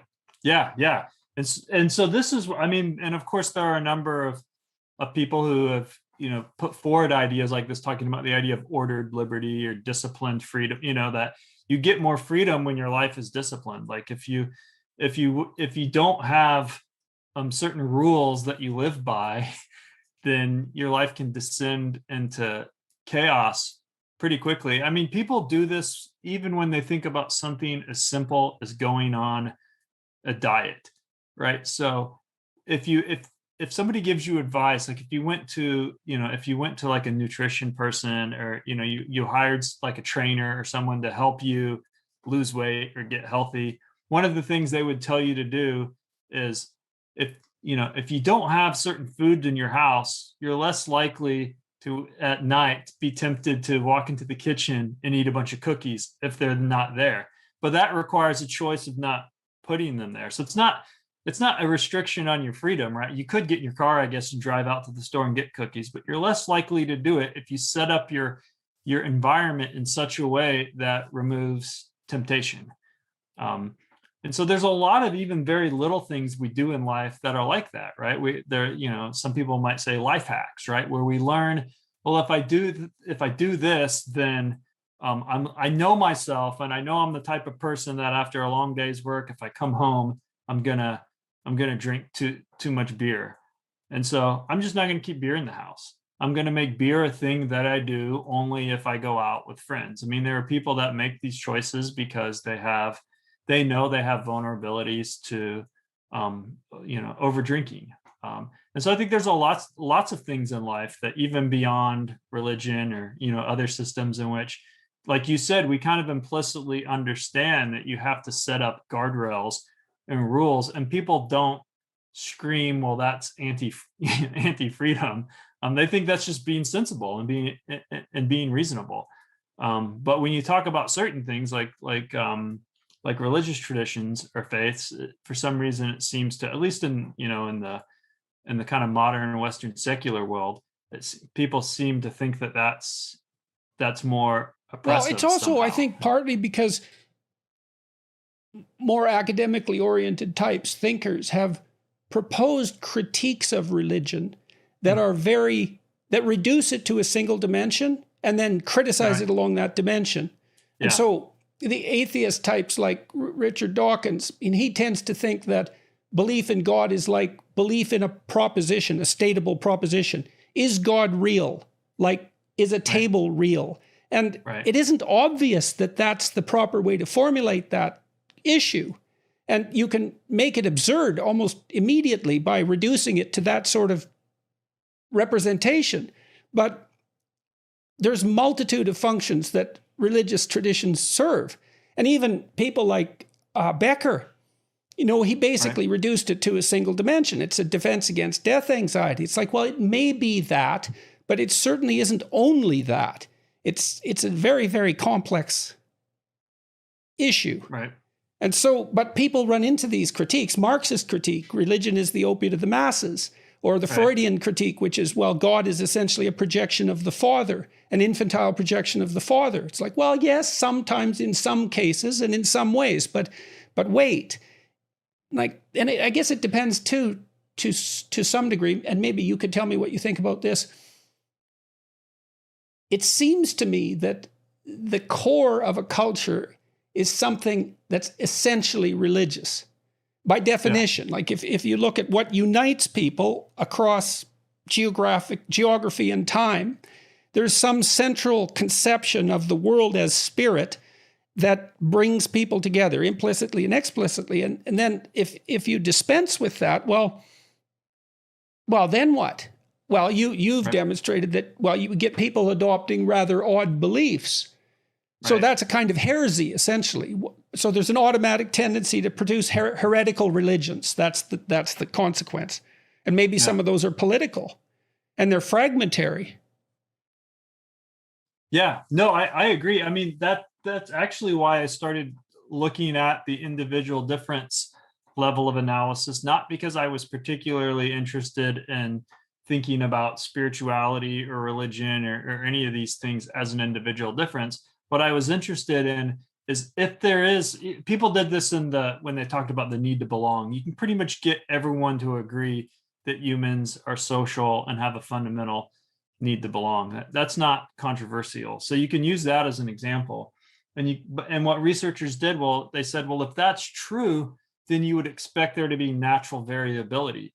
Everyone might have some basic need to belong, but there are going to be some people that are very, very oriented towards belongingness, whereas others aren't going to be so much. And so that individual difference isn't a case against the basic need.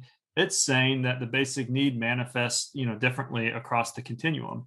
And so that's pretty much my argument, I think, for religion and spirituality is that what you just said, I think is true. Is if a society abandons religion, they don't really become secular.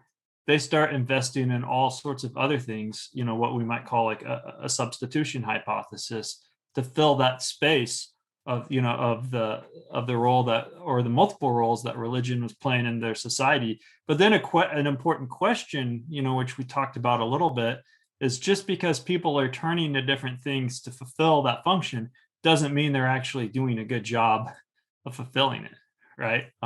Just because people are turning to politics as a substitute religion or UFOs or New Age beliefs doesn't mean those things are actually doing a good job of providing meaning. So let me ask you this then. So we've kind of come together on a hypothesis here, is that there is some need for union around a centralizing tendency. And that kind of throws us back to the beginning of the discussion, because Becker would identify that need for the centralizing tendency as a manifestation of the denial of death.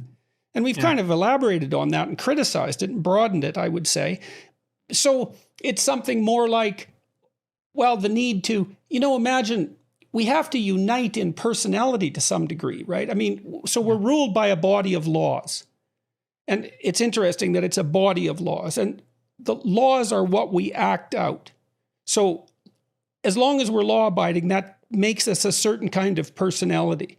And I would say a more conscientious personality, probably a more agreeable personality, probably a more emotionally stable personality than we would otherwise be alone.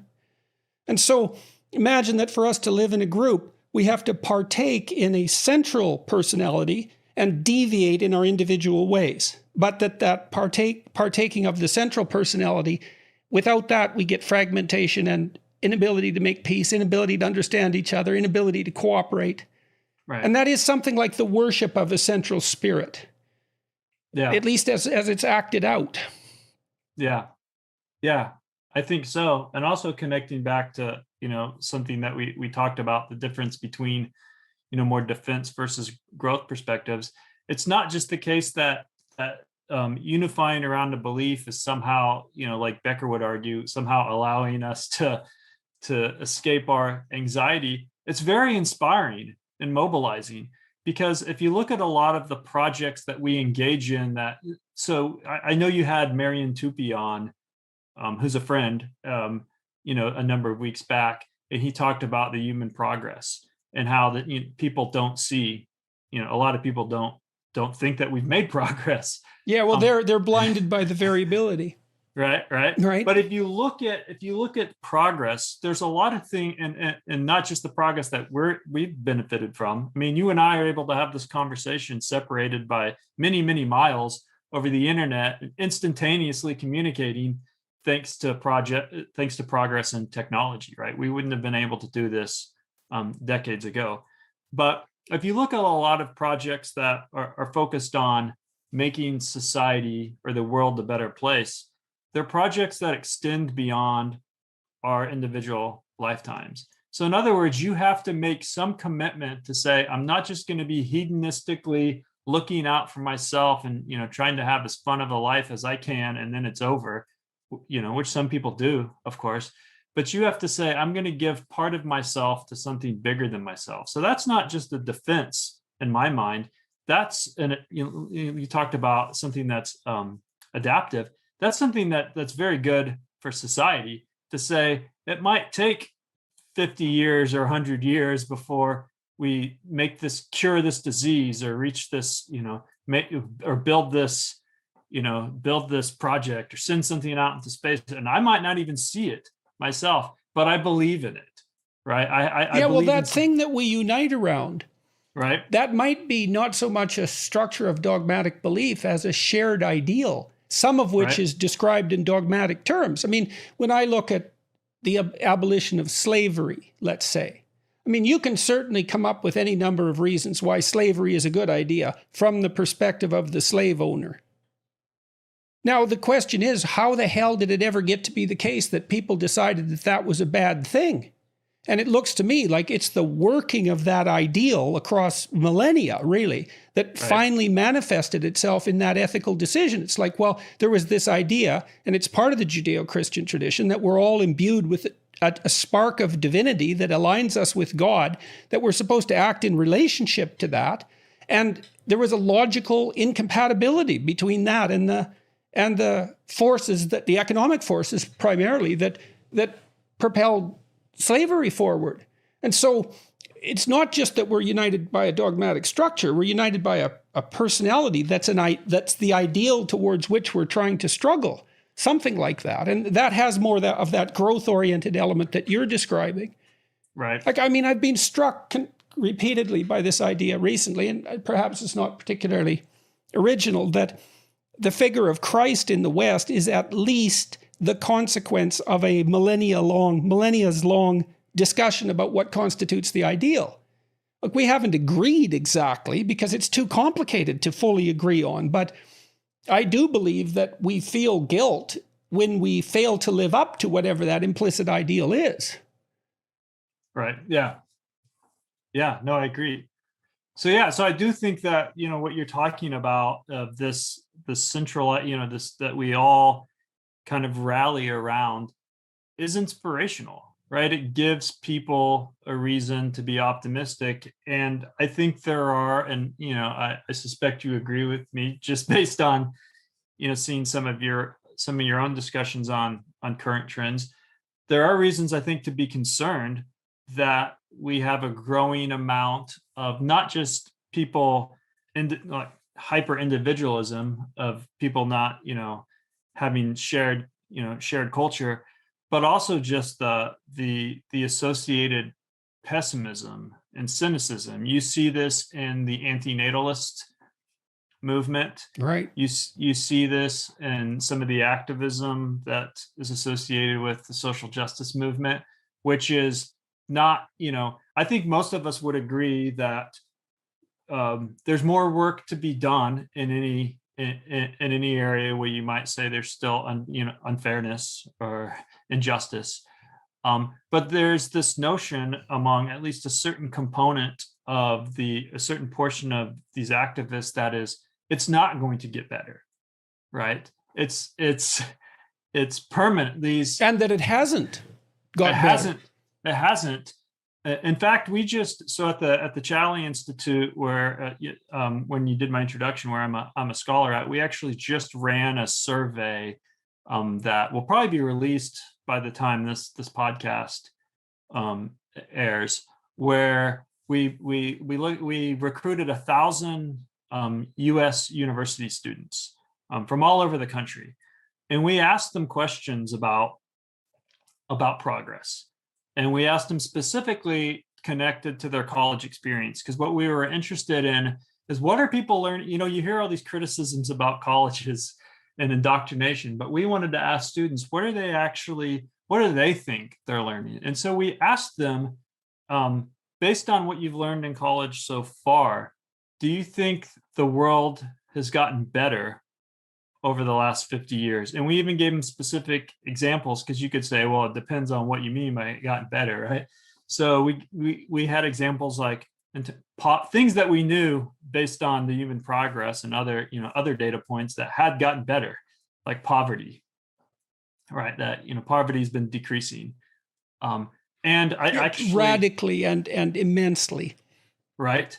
And so what was amazing to me, and I can actually bring up, so I don't get the numbers wrong.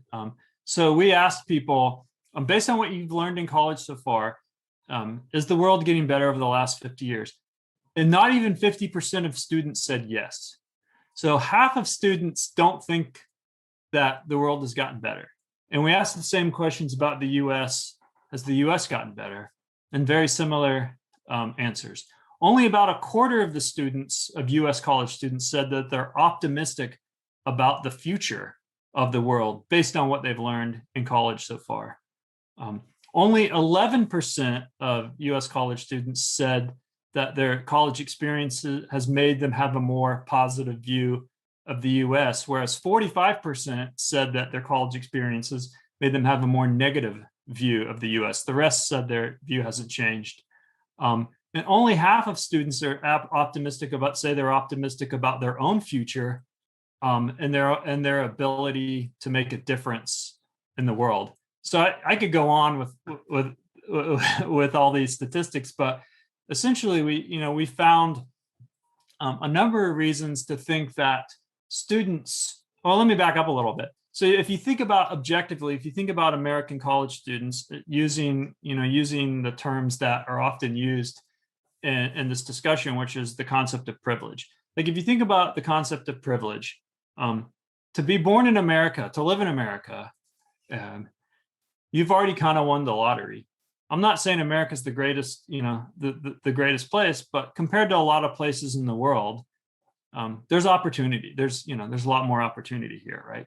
So only a small percentage of people have that privilege already, right? And then on top of that, only a minority of people get to attend university. I mean, the vast majority of the world doesn't have the opportunity to attend university, right?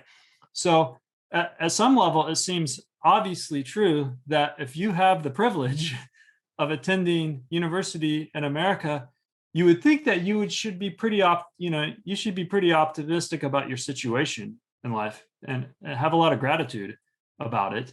But what we're finding, and of course these aren't, this is just a poll. These aren't experiments or anything. We're not controlling for personality or other potential factors. But we're getting a snapshot of college students not being many of them not seeing that, there's been progress. So what are they learning in college where they're not saying, hey, wow, like maybe things aren't perfect, but they've certainly gotten better. They're not seeing that. And then on top of that, they're not particularly hopeful or optimistic about the future. And they don't seem to have a real sense of agency, right? That they can make a difference in the world, and again, you would think that if you were sufficiently blessed to live in the United States and go to college, that might, from my perspective, that might come with a certain level of responsibility, right? That's, you're very fortunate and you have a duty to do something in the world, to help others, to make a difference, to make your community and your society better. But it seems like a good portion of students aren't particularly optimistic about that and don't really see that they have a place. That they have. Well, I talked to Tupi and to Bjorn Lomborg and to Matt Ridley. These are all optimistic sorts of characters who've done a lot to document the radical improvement in absolute terms of human existence over especially the last 30 years. And all of them know that they have a marketing problem, right? It's like, why isn't this compelling? Because it's an uphill battle to get this information out there. And the question is why? And it seems to me that it has something to do with, it's in some sense too materialistic. Like, not that that's bad exactly, because isn't it good to have enough to eat and all of that? Yeah. But there's some impetus, some spiritual impetus or something like that seems to be lacking. And then there's another issue. I don't know if you thought about this or not, but, in the Christian tradition, there's apocalypse. And it's sort of projected in some sense out into the spiritual world. So the end of the world is at hand, but who knows when? Right. Well, so it's projected, like utopia is projected. And so then you might ask yourself, well, what happens if it isn't projected? Is there a utopian and an apocalyptic tendency in human thinking? And if so, what happens if it's not contained within a religious structure? And so I would wonder to what degree the pessimists in your survey have apocalyptic visions of the future, because there's certainly no shortage of suggestions that we're continually facing something that looks like an apocalyptic nightmare. And it isn't obvious to me that that's the case. Right. Yeah. No, you see this with what's become almost a religious environmentalism, right?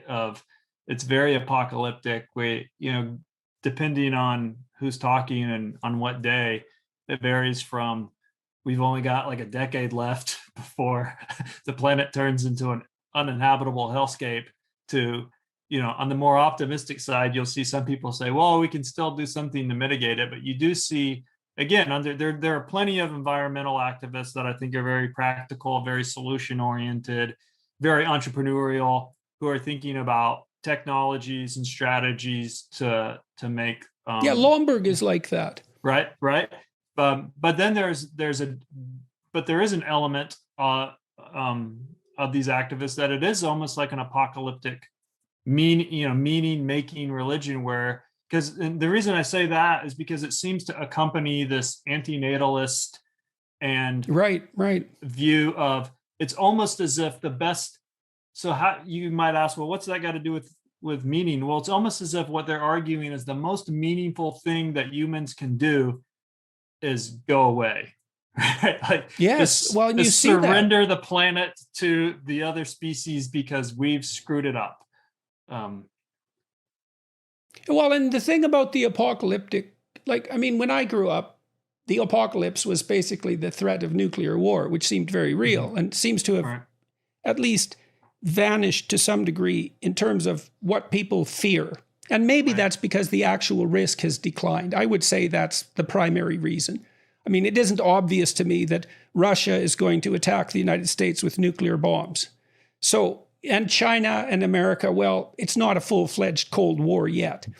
But back in the 60s, there were many people who were entirely convinced that everyone was going to be starving and that we were going to run out of resources by the year 2000. I mean, the population bomb, Ehrlich's book, the Club of Rome, all these people said, we're going to overpopulate the planet and we're going to run out of resources. And we didn't, and we aren't going to, by all appearances. We're going to peak at about 9 billion. And it wouldn't surprise me at all if in 100 years, the fundamental problem is that there aren't enough children. I mean, I don't know, and who knows, because 100 years is a long way away. But those apocalypses didn't occur. And we have the environmental apocalypse, and it'd be interesting to see the more pessimistic students that you described. Do you suppose would they be more likely to fall into the search for meaning camp? Would they be the ones that were more susceptible to alternative quasi-religious beliefs? Do you know any of that yet? Because it'd be interesting to look at all that in relationship to views of the future. Yeah, no, so there are some data points that I can bring up, not from my survey, but that I think speak to this issue. And other issues you raised, including the materialism issue that you brought up about progress. So for one, there has been global data looking at meaning across different countries. And as it turns out, people in poorer countries report higher meaning in life than people in richer countries. Even when you control for religiosity, the effect remains. Religiosity explains part of it. Religious people have more meaning. But even when you control for that remains. So what's the story there? Well, it could be that in poorer countries, people are naturally more interdependent. Right? You're not as individualistic. You have to help each other, and so it's much easier to see how your life matters. Right? People depend on you. Well, I just interviewed a man who was held in Guantanamo Bay for 14 years and released, and he came from Mauritania. He came from a tribal society, like literally a tribal society. He's not even one generation removed from that. And he went to be educated in Germany when he was an older teenager. And when he got to Germany, he was alone in a room for the first time in his life. And he said it really upset him. And he said, we weren't talking about meaning specifically, but that the meaning in his life was the interdependence with all of his family members, whom he was never isolated from, ever. And he said, specifically, he talked about his mother and said that she was an eternal source of meaning for him, and that dissolved very rapidly when he was isolated and individual. And he suffered repeated bouts of depression before he ended up in Guantanamo Bay.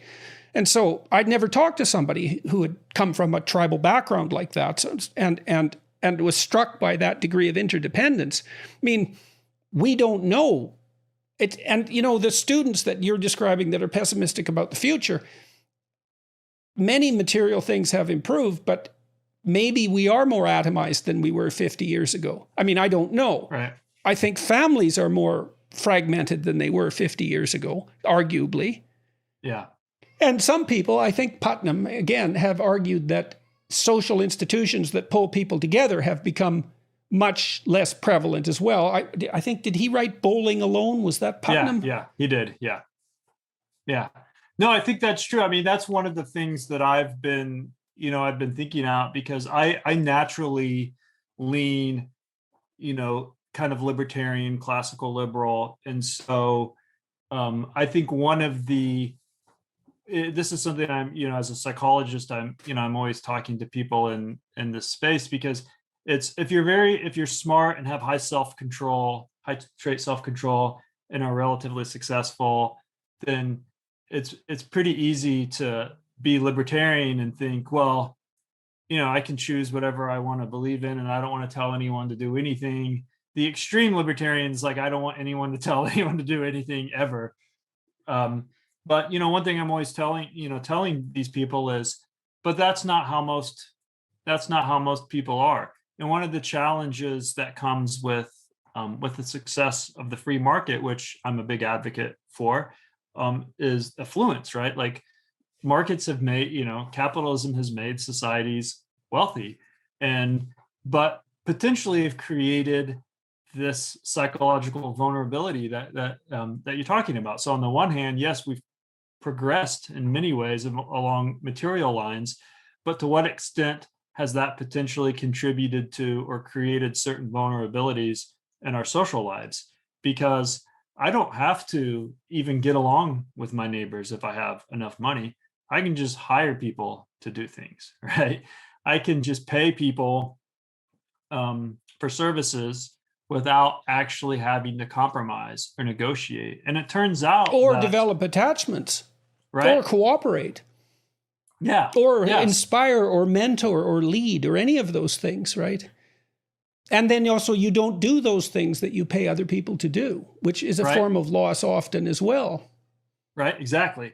So I think this is taking us back to the unifying religion idea. I think this is a good example where you might need something in a free market society.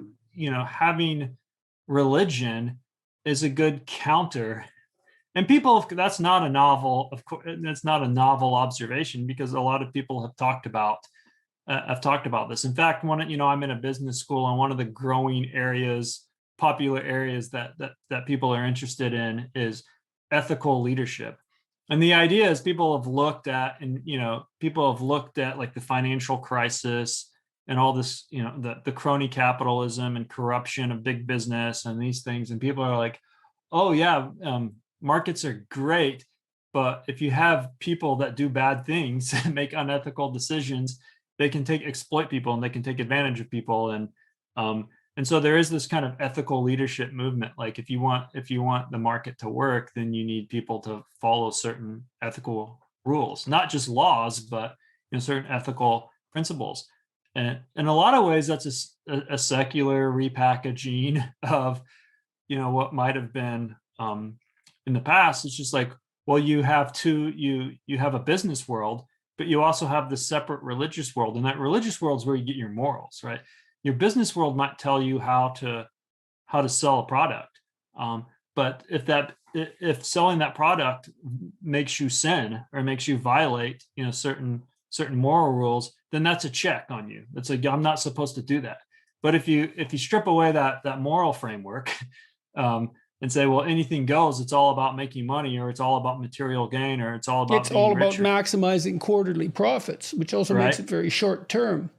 Right. So these things, so in a lot of ways, I think these belief systems balance that. And part of the pessimism might be that you do have in our materialistic culture this sense of, well, I'm just supposed to be. Well, you see this a lot with the privilege talk. It's because the emphasis is always on billionaires or rich people, or you always see this like, well, your life's your life's going to be horrible because you don't have, you're not a billionaire, which of course nearly no one is, right? It's a weird fixation because it's like the modal experience is not that, right? So, well, it isn't obvious that would be an advantageous experience to begin with. Right? I mean, along with that comes the same responsibility as running a small country. Right.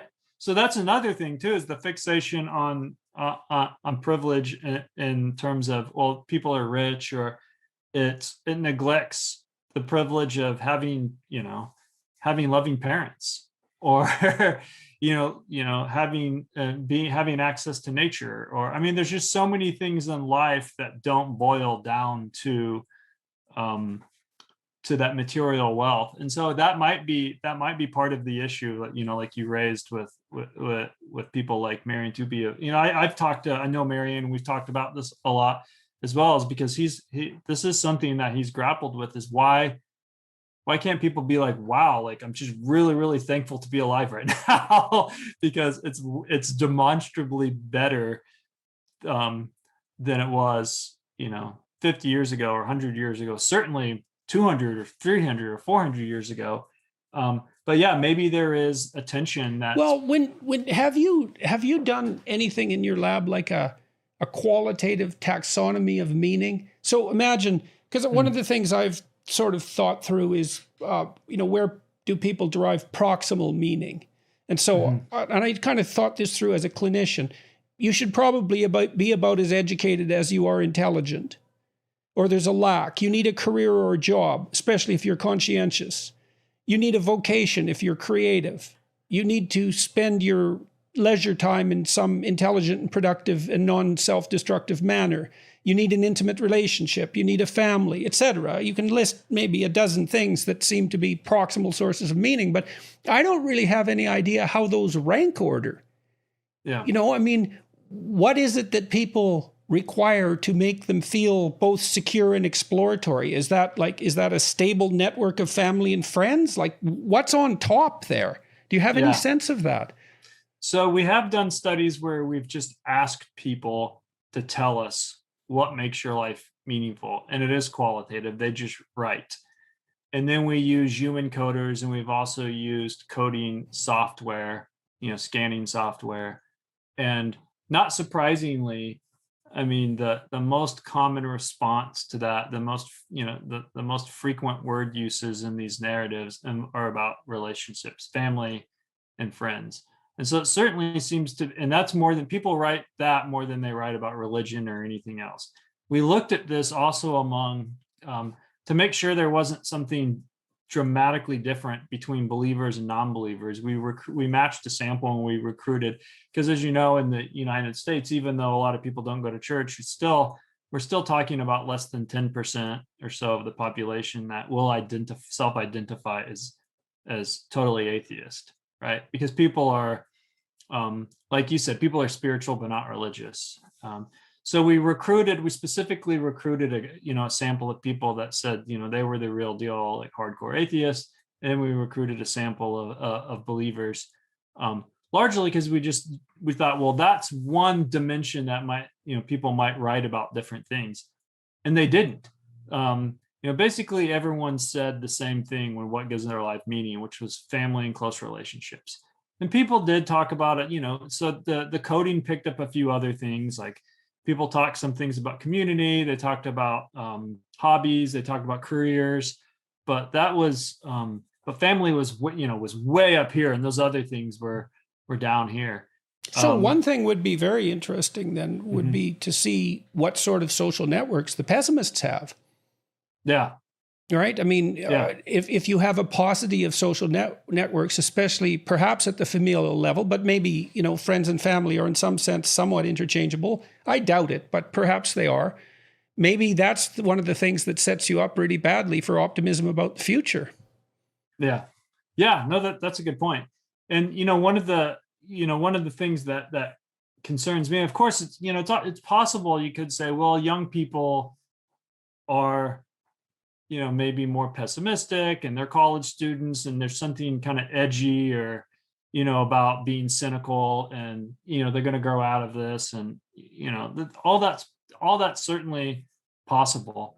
But it seems to me like it's just would be way more beneficial for students to be able to say, hey, this is a real, again, using, the term privilege, this is a real privilege to be here. I'm taking a space that probably millions of people around the world would love to have this opportunity.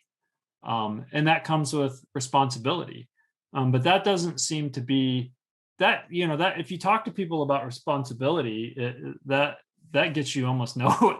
Well, that's funny though, because when I went on my tour for my book, I went to about 150 different cities. And one of the things that brought the audience, the only thing I would say that brought every audience I'd talked about it with to a complete silence was the idea that meaning could be found in the adoption of responsibility.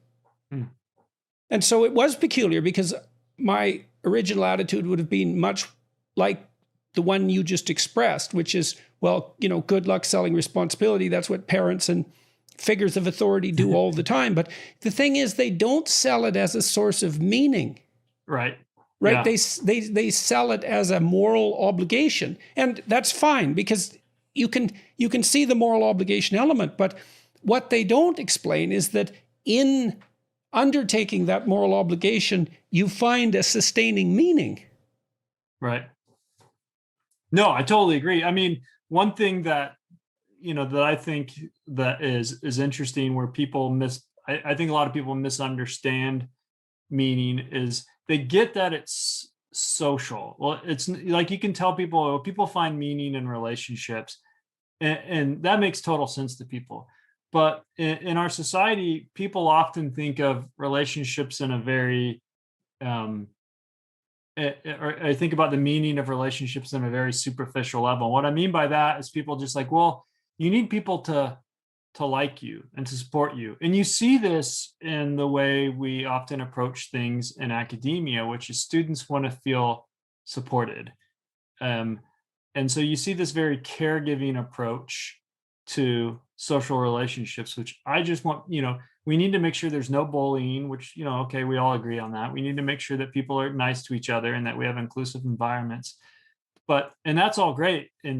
But to me, that's not meaning. You need to so here's a good example. Well, that might be the meaning of one kind of security that's rather maternal in its orientation, but it certainly doesn't exhaust the range of meanings that we might be encouraging university students to pursue. Right. So here's an example.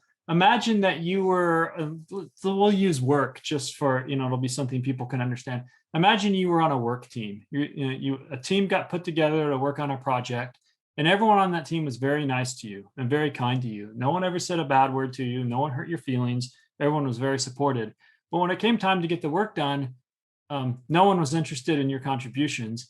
In fact, they were like, oh, you don't need to worry about this, Jordan. We'll take care of it. Oh, that's fine. We all love you, Jordan. You're the... Okay, so think about that scenario and think about a different scenario in which, maybe there's more conflict. Or, maybe it's not high fives all the time or people aren't supporting you, but your contribution is valued. You're making a significant contribution to the team and you're needed.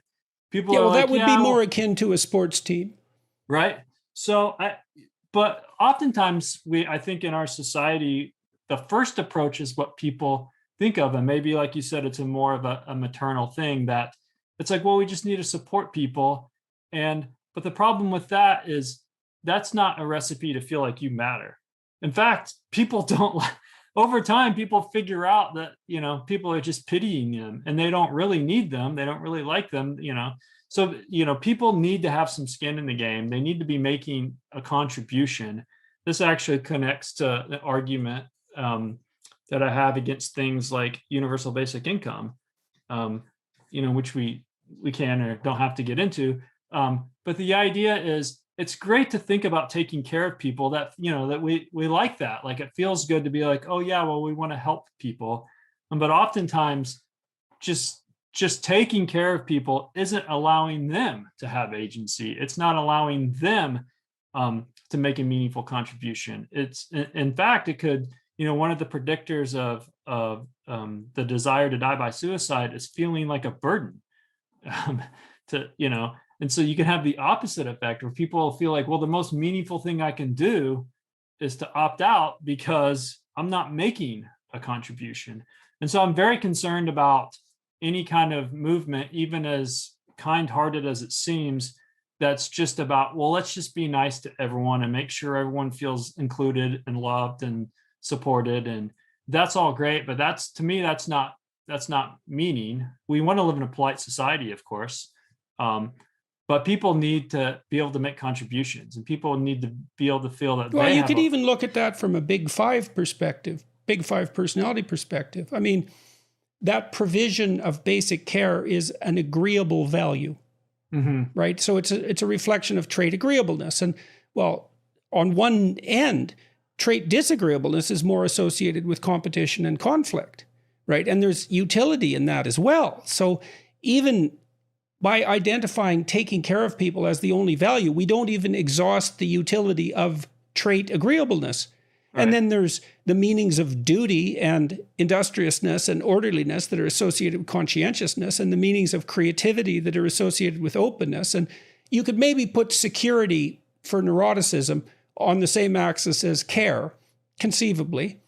But there's also meanings of extroversion, and none of those are addressed with a sole focus on providing security to people, let's say. I mean, I don't know if using the Big Five framework in that way is a good way of parsing up the universe of meaning, but, we do know those dimensions exist. Yeah, that makes sense. So I think that when we talk about even social meaning, it has to go beyond just simple connectedness or having a lot of friends. I mean, this is why, if you look at like the loneliness literature, this is what people can be surrounded by people who love them and still feel terribly lonely, right? And still feel totally isolated, even though they're in an environment where everyone's being kind to them and where they have a lot of social interaction. And so, that one of my concerns about, some of the movements that we're seeing, that I again, it going back to the pessimism thing, that seemed to come from this idea of, well, there's not going to be any jobs for anyone. Everything is going to be automated. And if you do something, it's just based on luck because some people are really smart. And so, they're going to be privileged in the cognitive economy. And then there's going to be people that can't really do anything. And so if you're a kind-hearted person, what you do is you just say, well, we're going to financially provide for people. We're just going to take care of people. But to me, that's pretty insulting. Well, it may not address the core problem, which is, it may not address the core problem.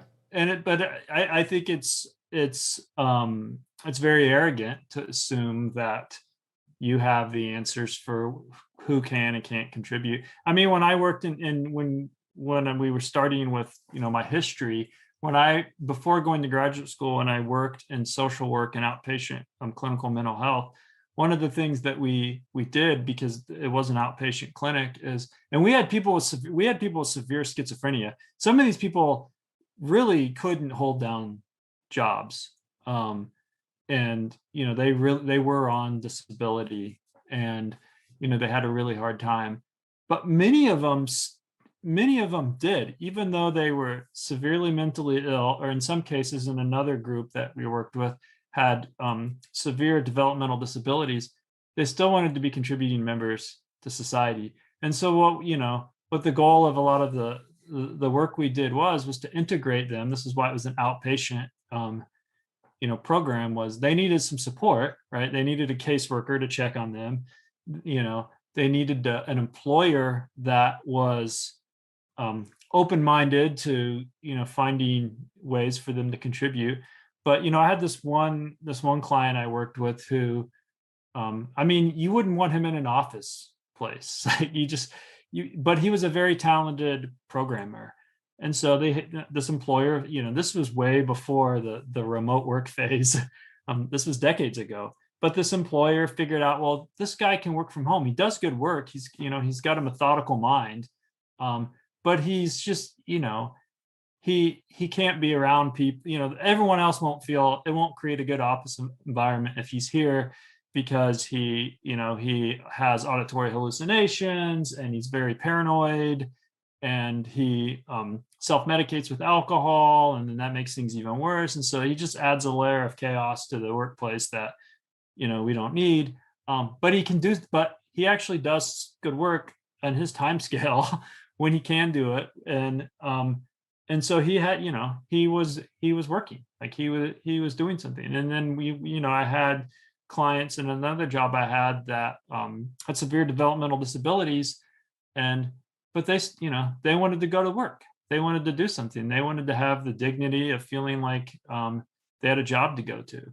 And so those are just a couple examples, but that kind of experience, that kind of practical experience, stands at odds with a lot of what I see in a very more academic discussion, which isn't based on anyone's real life. It seems it's based on these hypotheticals of, well, jobs aren't that meaningful, and some work is boring or monotonous, and so the best thing we can do for these people is just make sure they have a universal basic income or whatever, so they can just do whatever they want with their time. But that, like you said, that might not. That brings its own hazards. Right. So we started this discussion talking about Ernest Becker and a rather unidimensional view of meaning, but your walk through your research and this discussion indicates that you've, as a consequence of studying this for so long, you've developed a much more multidimensional sense of meaning. Yeah, that's absolutely not reductionistic in the same way. That's not merely defensive. That can't be reduced to the terror of death or defenses against that. And so, is there anything else you'd like to talk about before we close?